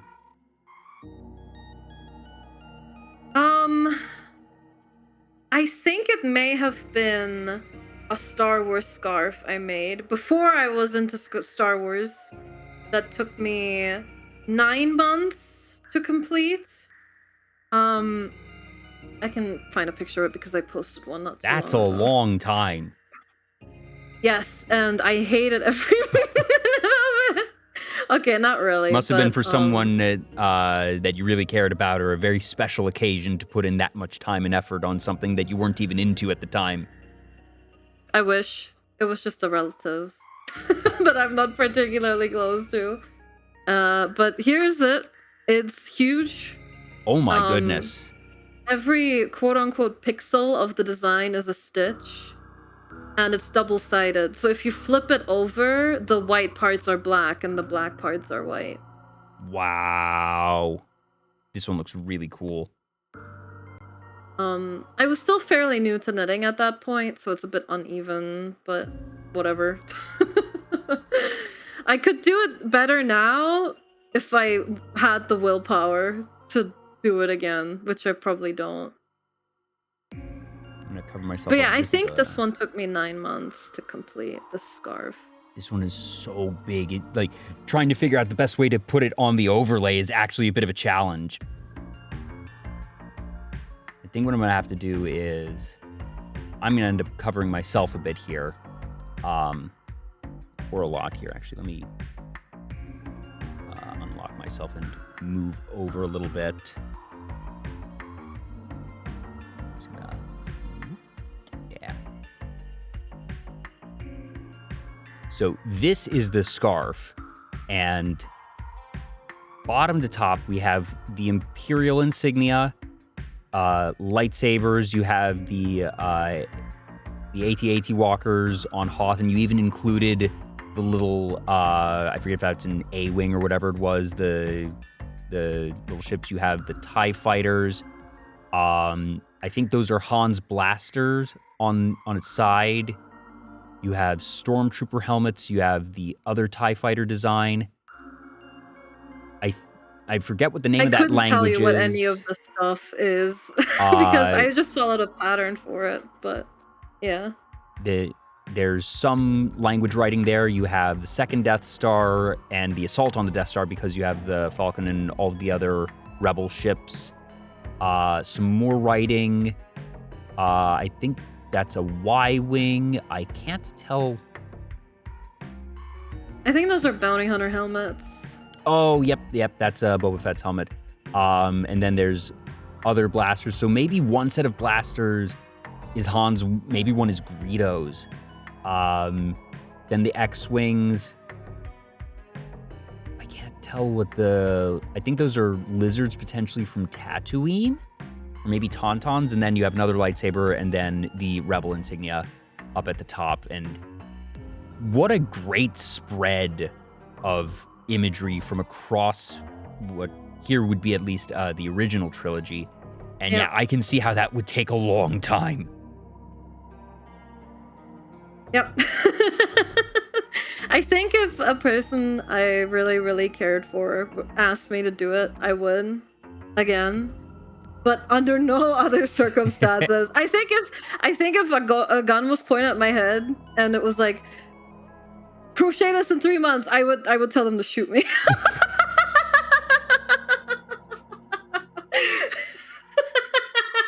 Now, would you consider, now that you're more into Star Wars, would you ever want to make one of these for yourself, or did it just take too much time? I'm terrible at making stuff for myself. I can't do it. I'm terrible at it. I've tried making plushies for myself and they're all unfinished. I can't do it. Aw. If I'm making something for a gift, I'll have it done like within a week. But for myself, I can't do it. Mm. Now, you mentioned, so you made scarves. You also mentioned that you made some blankets, and you sent me this image, and the file name specifically said baby blanket. So was this Yes. for like a younger cousin or something, or a neighbor? This was for a relative that had recently given birth, and well, when I started the blanket, they were still pregnant. But it takes a while. I think this might have taken me half a year to complete, Mm. something like that. And this is knit, just like the Star Wars scarf, but obviously with different techniques. So you have something that's called cabling, which is where the yarn sort of like coils over itself. Um, and yeah, this was a baby blanket, and very proud of it because I think it looks incredible. I would hope that the relative got a lot of use out of it, but at the same time, baby blankets are sort of like the most popular gift to give parents, new parents. So I'm not sure how much use they got out of it. I know for a fact though that another relative definitely used one of the baby blankets I knitted in the past. So that was nice to know. But yeah, it was a lot of work, but it came out really nice. So I was very happy with that. Have you ever made a full-size blanket or just the baby ones? I've made throw blankets. So like blankets you would throw over yourself if you're sitting on the couch, but not like blankets for like the bed or something. Yeah, I've made a couple of those. I've made one for a friend. Same friend that got the Tubbses. I made that blanket for as a housewarming gift. But I actually only gave it to him after he moved away. Oh no, wait a minute. Because it took me so long to finish. Actually, the reason why it took me so long wasn't because it took me forever to make it. It was because I put off weaving in the loose strands of the yarn for years. I got lazy at the very end. But he has it now and he really likes it. And yeah. I'm working on a gift blanket right now as well that I'm nearly finished with. I'm nearly done. It just needs 70 details on it. 70 details? Yeah, I need to add 70 little details to it for it to be done. And, so when we say details, what is a detail here? I don't know. I don't know how to say it because the person that it's for might be in chat, so I don't want to say. Oh, okay. Well, I guess so. When we say details, is it like, is the weaving pattern here a detail, or is this the type of thing similar to the Star Wars blanket where the details are going to be different specific shapes and images? Yeah, so those are already worked into the pattern, the cabling or the Star Wars stuff. I would still call it detail, but it isn't something you add later on. What I'm doing now is I'm basically crocheting little things to then add to the thing I'm working on. Okay, so they're actual attachments, I guess. Yeah. Here, I will just send you a picture of what the finished thing is supposed to look like so that I don't have to talk around you. But please don't show it on stream because again, I haven't finished it yet. Yeah. But this is what it is. And I'm working on the thing that goes around the outside. Okay, yeah, I see. Yeah, so I guess attachments is probably the best way to describe this, that it's not part of the actual design. It is three-dimensional in that, you know, the blanket itself is no longer simply flat. And I can also see it based on this completed design here why there are going to be so many details and why it would take a while. So, I look forward to seeing the finished one, but the image here was very helpful. I definitely understand, but I also understand how Sorry, folks in chat, you're just gonna have to find out. I'll be taking pictures of this when it's done. But yeah, I'm done with the main part of it now. It's just adding all the stuff around it now, and I have not mustered up the courage to start on that yet. Are you planning on using the same color scheme as the image has, or are you doing a custom one? It's very similar to the one in the image. Mm. It's not quite a perfect color match, but it is sort of the same tones. I look forward to seeing that. Yeah. Is there any type of project? I'll go with like basically any form of art. So whether it be a digital art piece, crochet, knitting, is there anything that you want to make that you either just haven't gotten around to yet, or that you feel you need to hone your skills a bit more before you try to make that?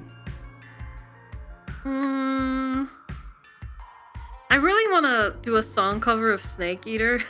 Ooh, okay. But I need to practice by singing a lot more before I can attempt that.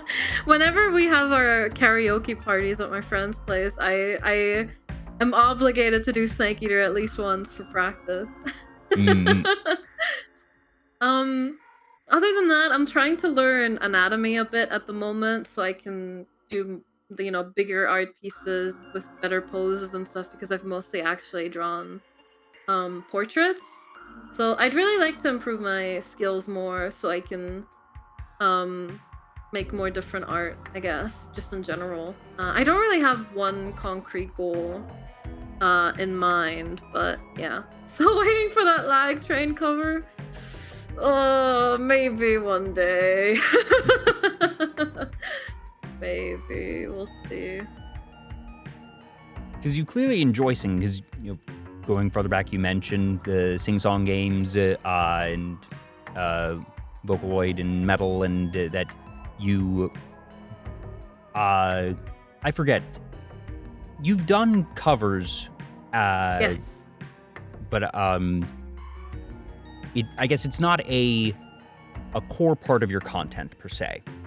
That it's like a little extra thing I do on the side. Yeah, but it's still very clearly something you enjoy, and that obviously Snake Eater is a very iconic song, a very is a musically powerful song. And I do hope that you get to the point where you are confident enough to do that one, because I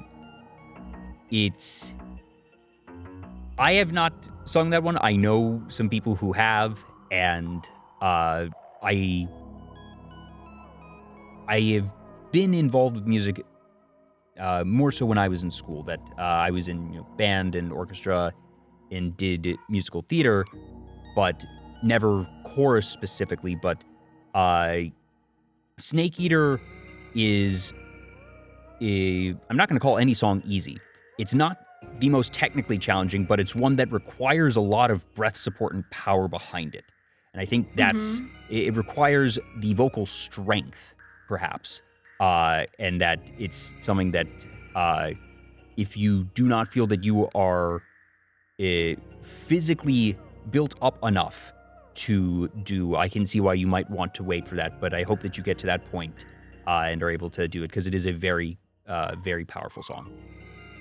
My goal is to do it this year. If it doesn't work out, then I'll do it some other time. But I was hoping to do it at some point this year with the Snake Eater remake coming out and stuff. I'm gonna play that game soon for the first time. So I'm very excited to see that. Are there any other songs that are on your short list of things that you hope to get to? Yes. I got the permissions to do a cover of a very popular fan-made Steel Ball Run anime opening. Oh. So I want to do that one next, since the work for Magical Cure Love Shot is done now. Yeah. But I don't want to rush my mixer into the next project immediately, so I'm buffering myself a little bit right now. Yeah, I feel like the quote-unquote strategic move for that one would be to get it done in the next couple of months, and to wait to release it until right before Steel Ball Run starts airing, and to, you know, if you're going to go for the like the social media optimum, to release it when people are already on the Steel Ball Run hype train for that. But, you know, if it happens earlier, if it happens later, that, you know, whenever you end up getting to that, another one I think that will be very fun to see. I don't think they ever, like, they said when it's coming. Yeah, Probably I think not they've just before said next it's... year. Yeah, I wouldn't expect it in the next year. I think they just said it is in production, which usually means like a year to year and a half. Honestly, I don't want to wait that long to cover. I'll probably just do it when I'm able to. And then you just reshare it when Steel Ball Run is more top of mind again. Yeah, exactly.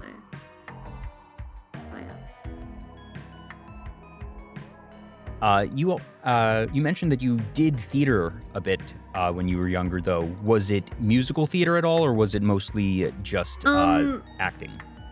It was mostly acting, although I was really into musical theater as like a interest, I suppose. Yeah, it was in elementary school. We had our class do some plays, and it was really fun. I remember we did like a circus production, like an original one. We did a production of The Jungle Book and Mamma Mia by ABBA, which is, in hindsight, extremely inappropriate for elementary schoolers, but I think our teachers cut out all the not elementary schooler friendly parts, so yeah. I think it was okay. But when I watched the movie again later on in life, I was like, what? Like, wait a minute. Wait a minute. Wait a minute. So yeah, there's a number of musicals that have had middle school versions made where, you know, they have some of the more risque parts cut out or just boiled down to one act because you know, schools aren't necessarily going to have the time to have the kids practice a full-length musical or something to that extent. So yeah, I can definitely envision how they would have to alter Mamma Mia. I don't remember what they changed about it. It's a bit of a blur. And I mean, at the time, I didn't even know the original, so... I've never actually seen Mamma Mia in its entirety. That I've seen bits and pieces. My mother does not care for the show. She just finds it very annoying. I've seen a good number of shows, but that one just... I'm, you know, very aware of it, certainly, but it's also one that I even look at now and say, I don't know if I feel like I need to go out of my way to see it. It's really funny because I feel like moms are like the target audience for that. For Mamma Mia. But yeah. Do you have any favorites? Oh, we did that. Do you mean like musicals?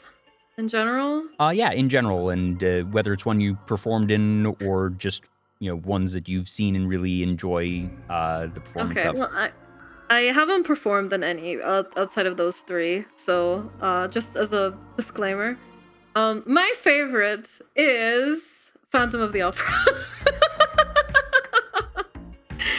Specifically, the 25th anniversary production. Not the movie, and not, I mean, other productions are probably fine, but that one is my absolute favorite, and I've seen it 100 million times.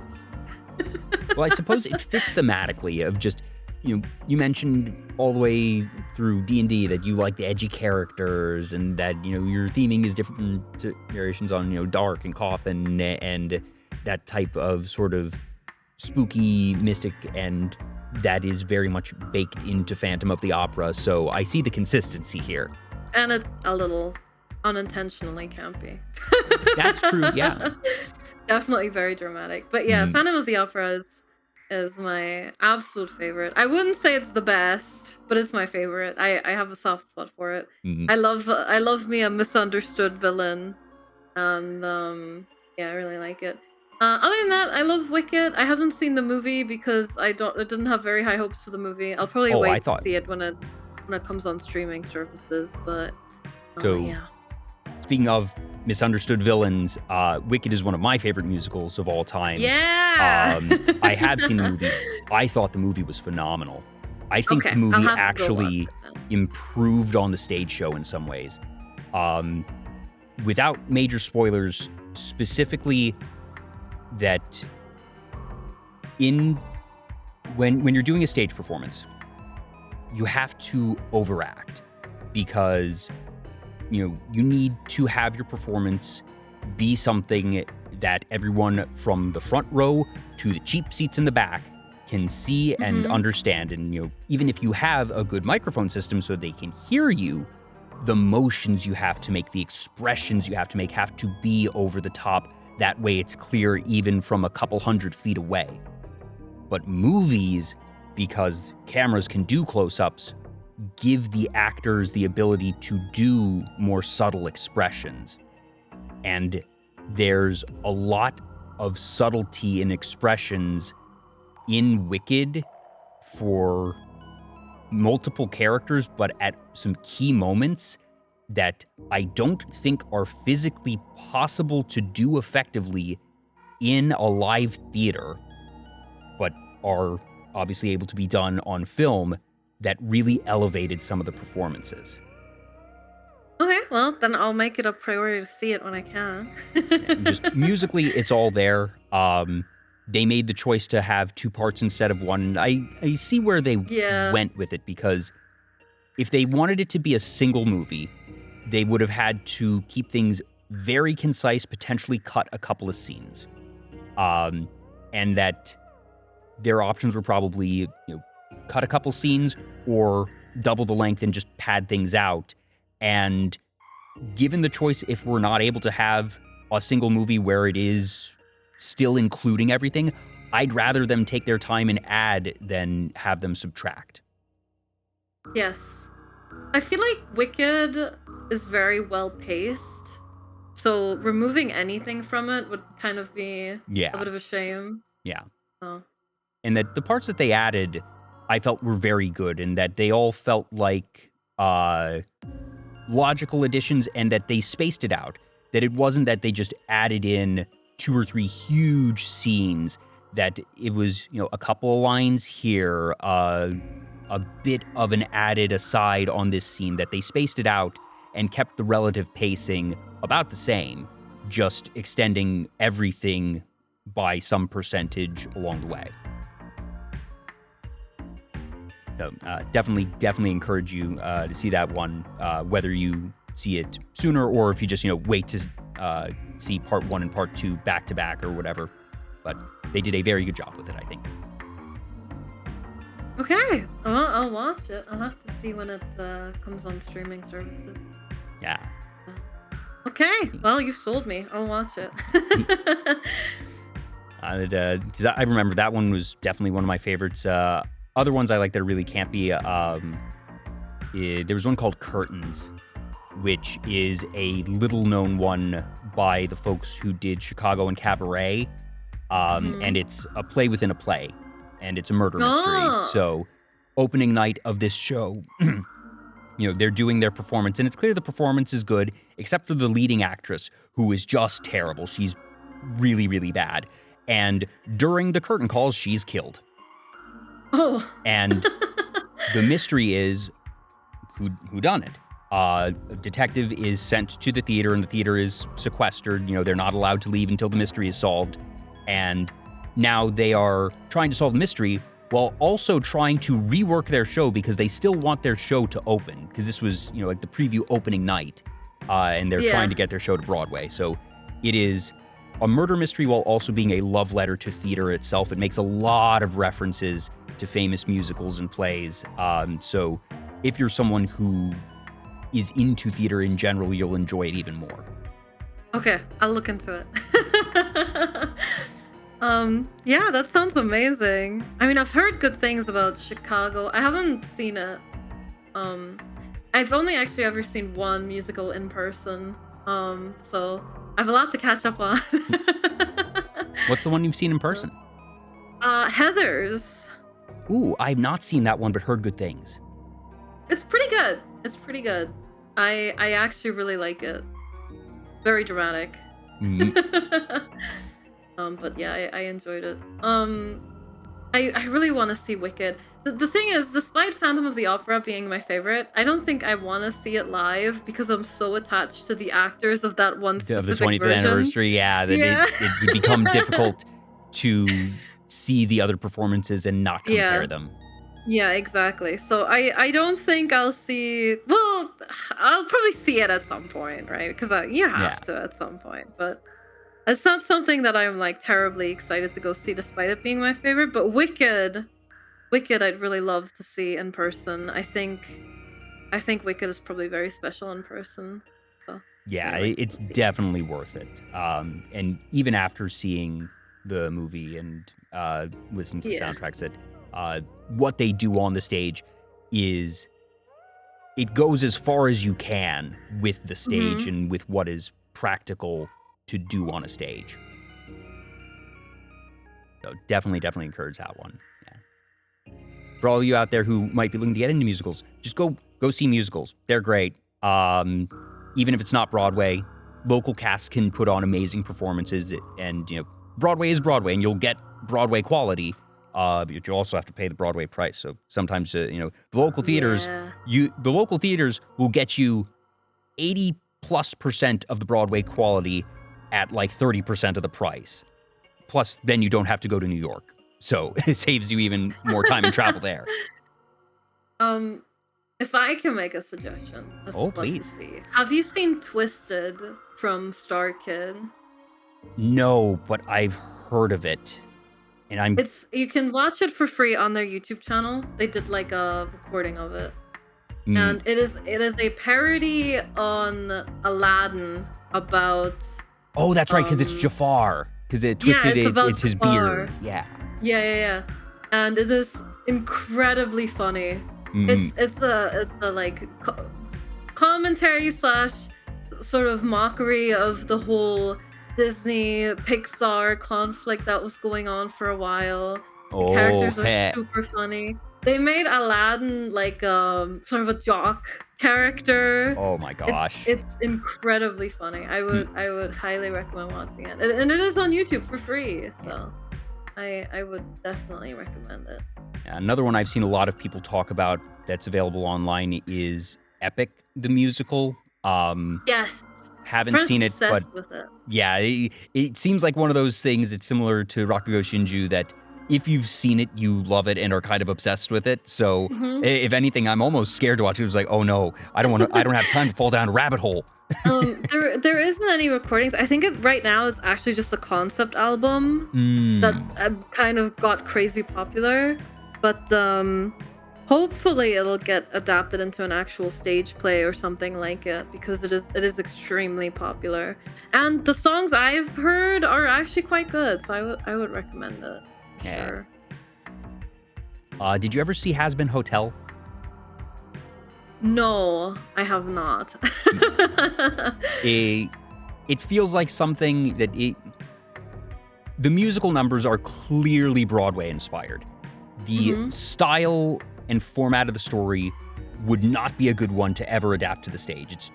It's just impractical. That they would have to cut far too much, and there's we've done multi-part musical movies. You're not going to do a multi-part stage musical. It can't be practically done on stage while maintaining you things, can try. Yeah. You can try. Like Love Never Dies. You can certainly try. But if you enjoy musicals just in general, that's one of those series that has been very popular, and I do think does deserve the hype. I think it's very well done. I'll consider it after Curtains. Yes. No, I have opinions about Love Never Dies. I think it would have been perfectly fine if it wasn't a Phantom of the Opera sequel. Like, if all the characters were something completely different, I think it would be fine. Because the music in it is actually really good. I think the music in it is very good. It is just fan fiction, though. And that's very sad. Yeah. Because they basically ruin every character in it somehow. I'm trying to think of the only other musical sequel that I'm aware of, and it's not stage one. Well, it originated as a stage show, then became a movie, and then the sequel was made only as a movie. Oh, no, wait, there's a couple, because there was Grease 2, if memory serves. I didn't know there was a Grease I 2. think Wasn't it there's a like Grease 2. way in the future with like pretty different sure. characters? Yeah. I haven't seen it. I think it was that. Yeah. Grease 2 from 1982. And the other one, actually, that came to top of mind was a show called Shock Treatment, which is the sequel to the Rocky Horror Show. What? Rocky Horror got a sequel? It was only a film from the Rocky Horror Picture Show. They didn't, at least to my knowledge, never adapted this into a stage musical, but in the wake of the Rocky Horror Picture Show, they made a sequel called Shock Treatment. I've seen it all of once, and it's certainly a thing. Most of the cast is different. If you are a fan of the Rocky Horror Picture Show, I would say watch Shock Treatment just so you can appreciate the absurdity of what they did. If you are someone who is not really into Rocky Horror or has not seen the original, do not bother with Shock Treatment. You should see Rocky Horror. I think everyone should see Rocky Horror in a theater at least once. And when I say in a theater, it doesn't need to be a staged production. You know, the screenings where people go and watch the movie and yell at the screen and throw stuff. I think everyone should have that experience at least once. And from there, you can decide if you like it or not. And I've only seen the movie. Did you see it like in a group viewing? No. Oh, then you have not had. I can see how the group viewing might be. Yeah, because the movie is terrible. It's an awful movie. It is so boring. It is so disjointed. The music is okay and mildly catchy. The script is awful.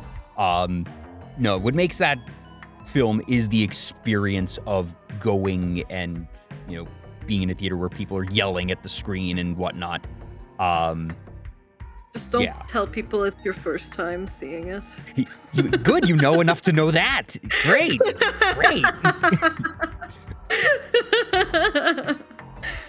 That is the correct answer as well. Well, you either do or you don't, and that you should know going in that option. Just pretend you didn't hear them ask. Yeah, or just, you know, you have another friend with you who can vouch for you and say, oh yeah, they've seen it before. Because if you're alone and you say no, they're going to question you. But if you have someone else there, that they'll usually be like, okay, cool. But yeah, like I said, I think it's something that everyone should experience once and then decide if they ever want to do it again. Because I can understand most wouldn't. I was part of a Rocky Horror group in college because to get involved in any of the theater groups, like the normal theater groups, you had to be a theater major, or just there really weren't opportunities for people who weren't studying theater, except for this Rocky Horror cast, and that's how I fell into that. But yeah, it's fun, and Shock Treatment is, I take the Sheriff Viken has seen it. It is a thing, and let's keep it at that. Okay. But now you're aware it's set in the world, and you are cursed with that knowledge. I'm so sorry. No, I had no idea it had a sequel at all. Very few people do, and with good reason.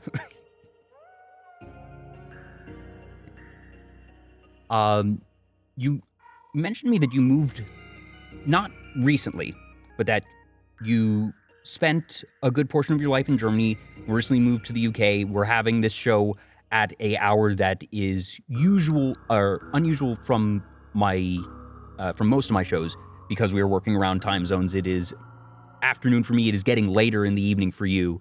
But you mentioned to me that the duality and the shift of going from one area to the other was something of a memory for you of just, you know, going through the culture shock, and that it's been something that has been, if not formative, then perhaps very amusing, I suppose. Yeah, so obviously, I guess I didn't really pick up on it when I first moved here. because everything was new to me, right? I mean, not everything, but the environment was new, so I didn't pick up on a whole lot of the things. But what was really eye-opening was when I went to go visit Germany again and my German family after having been away for a few years, and sort of seeing what Germany is like again and how people act in Germany. And that was a big reverse culture shock for me, because everyone was incredibly rude. And oh man, I remember going to the grocery store with my parents, and I took my time looking around because a lot of nostalgic things were there and I wasn't used to it. And just people looked at me really angrily and weird because I was taking my time like browsing. And I don't know, my mother had like a road rage incident, and I was like shocking. I was like, oh my god, what is going on? And then I went back home to the UK, and one of the first encounters I had was an old gentleman approaching me, asking me if I could help him read the bus info because he couldn't see very well anymore. And I helped him out, and then after a few, like 20 seconds or so, I had like a group of 4 other adults with me. We were all helping this older man trying to navigate like how to get home with the bus and stuff. And it was just like a complete like it was like black and white, really. And you like, feel the like difference. people wouldn't have been as eager to help in Germany? Yeah, I mean, they probably would have begrudgingly helped, but people aren't as friendly there as they are where I live now. And it was just really like heartwarming because my trip to Germany wasn't particularly relaxing. So coming back home to the locals, where everyone's sort of looking out for each other and being very kind and supportive, was honestly just such a relief. So yeah, I think I would say the biggest difference is definitely the people. Obviously the food is very different too, and while I was in Germany, I took every opportunity I had to eat the local food because I missed it so much. Yeah. But yeah, it was definitely a big shock to go back home. I've lived in America all my life. I have visited other countries. Actually never made it to Europe. I need to make it to Europe sooner or later. Just haven't had the occasion really because I don't have any family there. But I've traveled all across the U.S. and that while the differences might not be as stark as Germany, the UK, and other countries in Europe, that different regions and different states in the U.S. can still have very distinct cultures, and even if there's not a language difference necessarily, that the areas can be pretty distinct. But going around, at least in the U.S., I think things are actually a lot more similar than folks give it credit for. That I think people are generally open to helping others in most regions, and that the differences are the ones that you have as your average interactions, I suppose. Of in the Northeast, if you're going to be in New York or DC or those types of areas, New England, that folks are going to be perhaps more similar to Germany, where, people want to move along, they want to get things done. Don't stop in the middle of the sidewalk to gaze at things and take your time. But that even in New York, even in DC, if someone were to say, hey, I'm lost, or, if an elderly person were to say, hey, can you help me read this, that I think that people would be pretty quick to help. Whereas different areas in the Midwest for the U.S., that you'll get the more laid-back interactions of, you walk into a store and people are going to greet you, or that they might be prone to starting more casual conversations that you're not going to get when you're walking in New York.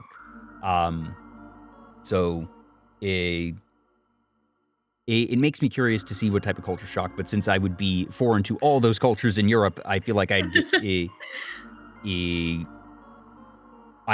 kind of curious if it will seem more similar or more different than I expect. I think the biggest culture shock, and this was definitely a bit of a reverse culture shock for me coming back to Germany. I think one of the biggest culture shocks people are going to have visiting, especially Germany, is that things like public toilets aren't free. You're expected to pay to use them. And I don't think most people expect to do that. Yeah. So it's also very inconvenient because I'm not used to carrying cash anymore. But yeah. Like, if you want to use a gas station restroom, unless you want to use like a very shoddy one, they're generally paid. And, yeah, like Biken said, the free ones are pretty much rotten. So the idea is you pay to use the bathroom, but then the bathrooms are very well maintained and cleaned. Yeah. But it's still kind of a little shocking to have to pay to use them at all. But, you know. I guess, at least in the US, it is very common to see a sign that says bathrooms are for customers only, in the sense that you can't just walk into a random restaurant or random store, go to the bathroom, and then leave. That it is considered, sort of, if not a courtesy, or if not an outright requirement, then a common courtesy that if you're going to go in to use the restroom, to buy a small something, or, get a drink, get a coffee, if you're, going to actually support the business, not just walk in and out. So while it might not be the more deliberate, literal, you must pay to use the bathroom, I think you do still pay to use the bathroom in most places in the US. Yeah, I mean, here, in Germany, it's literally like you use the bathroom, you're expected to leave a quarter. For a lot of places, like even fast food, if you don't order something, you're expected to leave a quarter. So yeah, it was a little surprising coming back and not being used to that, I suppose. But it makes sense to some extent, I suppose. But yeah. That was I think that's one of the common culture shocks people have. Another thing is, in Germany, sparkling water is the default water, and I hate sparkling water. And when you order still water, they look at you weird or say they don't have it. It makes me curious how that happened, because I don't know. Sparkling water has to be made and prepared. That it is more work to produce and maintain than still water. So how does that happen? Because in technicality, I would think it would be more expensive and less convenient for the business. I don't know. That's just weird. I totally agree. I don't know why it's a thing either. I'm fine with soda and if it's flavored sparkling water, but for some reason, if it is just plain sparkling water, maybe it's the style of carbonation that it uses, but it just feels sharper on my tongue than even mildly flavored sparkling water.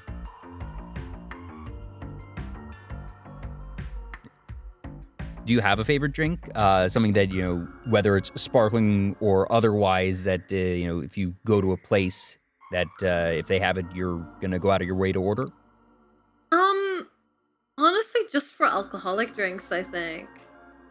I'm not sure if I have anything else like that for non-alcoholic drinks. I feel like I'm, generally speaking, not that picky. In Germany, there's a very common non-alcoholic drink where they mix banana and cherry juice together, and that's pretty tasty. I think if I were to see that here, I would get it. But what? Well, apparently folks in chat know it. Kiba. Yeah, it's called Kiba. It's so Ki is for Kirsche, which is cherry, and Ba is for banana, which is banana. So you shorten it to Kiba. Because neither of those types of juices are common in the US. Yeah, but it's a pretty popular combo in Germany. Sounds good. Now I'm just asking myself, why are we not getting that here? Why don't we have Kiba? Wait a minute, I want this. This sounds lovely.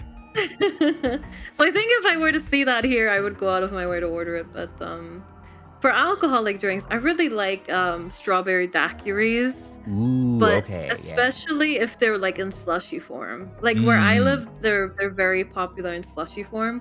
If they're not in slushy form, I don't mm. want them. What I, about you? Do you have like a go-to or two? um, I'm about the same that I'm very unpicky, especially when it comes to non-alcoholic drinks. That, I enjoy bubble tea if I can get it. I enjoy most soda. Oof. I don't drink soda too much nowadays just because, it's so much sugar and that I don't diet, but that I realized simply by not even saying, oh, I will never drink soda, but by cutting soda out of my regular diet of, Mhm. I I usually don't order it when I go to a restaurant because it's also just expensive. It's like, an extra $2, $3 just for the drink when I can just have water. But if someone offers me a Coke, that I'll have it or something. But really unpicky when it comes to non-alcohol. When it comes to alcohol, I will try anything once, Mhm. but for beer, um, the the first beer that I ever really enjoyed and went out of my way to reorder at a restaurant was a Maibach. I Mm. really enjoy those. Um, I also like mead, and I like it feels sort of like a stereotypical thing of, oh, of course, the nerd fantasy person likes mead. No, but it's a taste that you don't get in any other drink. That I don't like ciders because if I wanted apple juice, I'm just gonna drink apple juice and pay half the What? price. I love cider. Well, I suppose I should rephrase it. That like, if you offer me some cider, I will drink it and I will enjoy it. But if I'm going to Mhm. a restaurant and I'm going to have to pay restaurant prices for my drink, I don't Yeah. want to pay the amount that I'm going to have to pay for a drink when I can get that taste cheaper and in other ways. Whereas mead is a taste that you can only really get in that form. Yeah, I get that. Yeah, I'm not much of a beer drinker. When I'm not having cocktails, like, and I don't drink soda very much either, I will have rum and coke, and Mm, that's like the only occasion I will drink a lot of soda is when yeah. that's like on the table, I suppose, because I like it.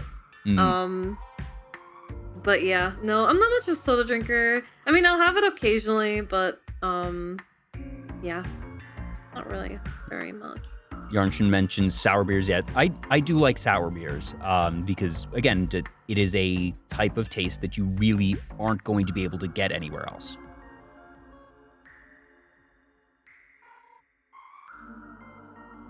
Okay. I will say I'm starting to overheat a bit in Oh, my oh stuffy dear. room. Okay, yes, please. Well, in that case, we will start to wrap up. I have just two last very quick questions that I ask all my guests before we start to head out. Because Of also, I just course. realized I blinked, looked at the timer. We've been at this for 3.5 hours.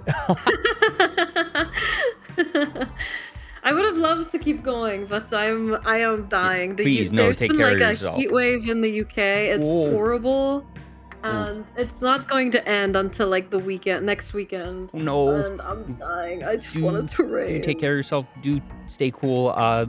Last quick questions are: do you have any goals for the rest of the year? That you mentioned you do want to get that cover of Snake Eater out sometime this Mhm. year, but do you have any other project streams? It doesn't need to be metrics based, but something that you hope to do before the end of 2025. Um, I mean, the covers are probably a big one. I'd like to get some of the covers done. One of my metric goals was to hit 10,000 followers, and I think I'm only about 100 away now, so I think that's going to most likely happen. Well, folks, if for some crazy reason you aren't already following Myra, now is a great time to do it. um, I don't really. I mean, I had a few goals written down for the year. It was like release a certain amount of covers, reach that amount of followers. I want to finish a Pokemon game, and I'm very close to finishing Fire Red. Ooh. So that was one of my goals. And I wanted to try the Ocarina of Time and Majora's Mask like cross randomizer. So I need to practice Majora's Mask randomizer a bit more as well. Mm-hmm. Um one of my goals for this year was making a con appearance, but that was like the only goal that wasn't directly within my control. So I'm not really like upset if I don't meet it because again, it's not in my control. That's whatever. I did meet quite a few of my goals already. One of them was releasing a lore video, which I did for my debut a couple months ago. And I suppose I'd like to get my full model rigged this year if it's financially possible, but I'm not gonna stress out over it too much because this model's actually very nice. That I didn't even know that this wasn't the quote-unquote full model until you mentioned it. If you had told me, this is the design, this is the model, I would fully believe you because it certainly has the quality of it already. Here, I will send you the full model art. Yeah, because we saw the concept art of this in one of the slides earlier, but yes, this is the there's a distinct difference between this and the current one, and I can see how this would take some more time. And I look forward to seeing this one done, but in the meantime, I think the current model is really, really cool. And yeah, the current model is fantastic, so I don't mind sitting on it for a little bit longer. Yeah. But if it's possible, I'd like to get the new one rigged, but I'll have to see. Yeah. But yeah, it's been already a fantastic year. I'm very happy with how everything with the rebrand has gone, and yeah. And the last question I ask all my guests is, what does being a VTuber mean to you? And that's not what is the definition of a VTuber, but different people get different things from VTubing. I've had folks say, VTubing lets me get in touch with my inner child. It lets me be someone I can't be in real life. It lets me be a character that I've always wanted to be. I've also had folks say, it's a tool I use as a performer. And I think my model is really neat. I love the design. I don't feel anything particularly emotional towards it, though. That this is what I use to be creative and entertaining, but I don't necessarily have that personal interaction. And there's answers in between and beyond those. There's no right way to be a VTuber. But for you, Myra Moores, what does being a VTuber mean to you? I will say that I also like being a character on the internet and having a little cute anime girl represent me. I mean, who doesn't? But if VTubing as a grand scheme, what that means to me is, and I've went over this recently, kind of, so I'm probably repeating myself. And it's not necessarily something that I came up with either. It's something that I read that I wholeheartedly agreed with. But it allows you to express your creativity anonymously in a way that your real face couldn't. And an example I can mention with this is, like glam metal bands, right? Or like metal bands that put on a character or that hide their identity or have like elaborate makeup on when they perform, right? Yeah. Like it is an art form where it's not about you necessarily, but it's what you make. And yes, I love Sleep Token, okay, but that's not necessarily what I'm going for here. Essentially, what I think is that the anonymity of VTubing allows you to be more of your true self, or the self you want to be. Yeah. And not out of like insecurity, but out of freedom, right? Of having the ability to do whatever you want.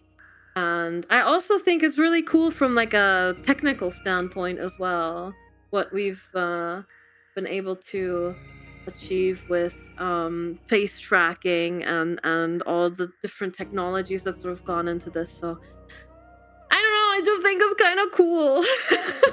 And I always ask that at the end because while I never know what the answer is going to be, the answers always make sense, and that you see the consistency, the through lines, and that even if you're not trying to be Sleep Token, that I think the enjoyment you get of Sleep Token probably comes from a similar place to why you enjoy VTubing, of just that that being able to play a character, and similarly the interests and how much you get into RP when it comes to tabletop games, and the fact that that is such a focus for you in that type of game, because there are people who play TTRPGs who really don't engage with the RP part of it, and that they focus on the numbers and the optimization, and that's one of the great parts about TTRPGs, that you can engage with it in different ways, similar to VTubing, but that the way you choose to engage with these different things does have some level of consistency because it's what you enjoy.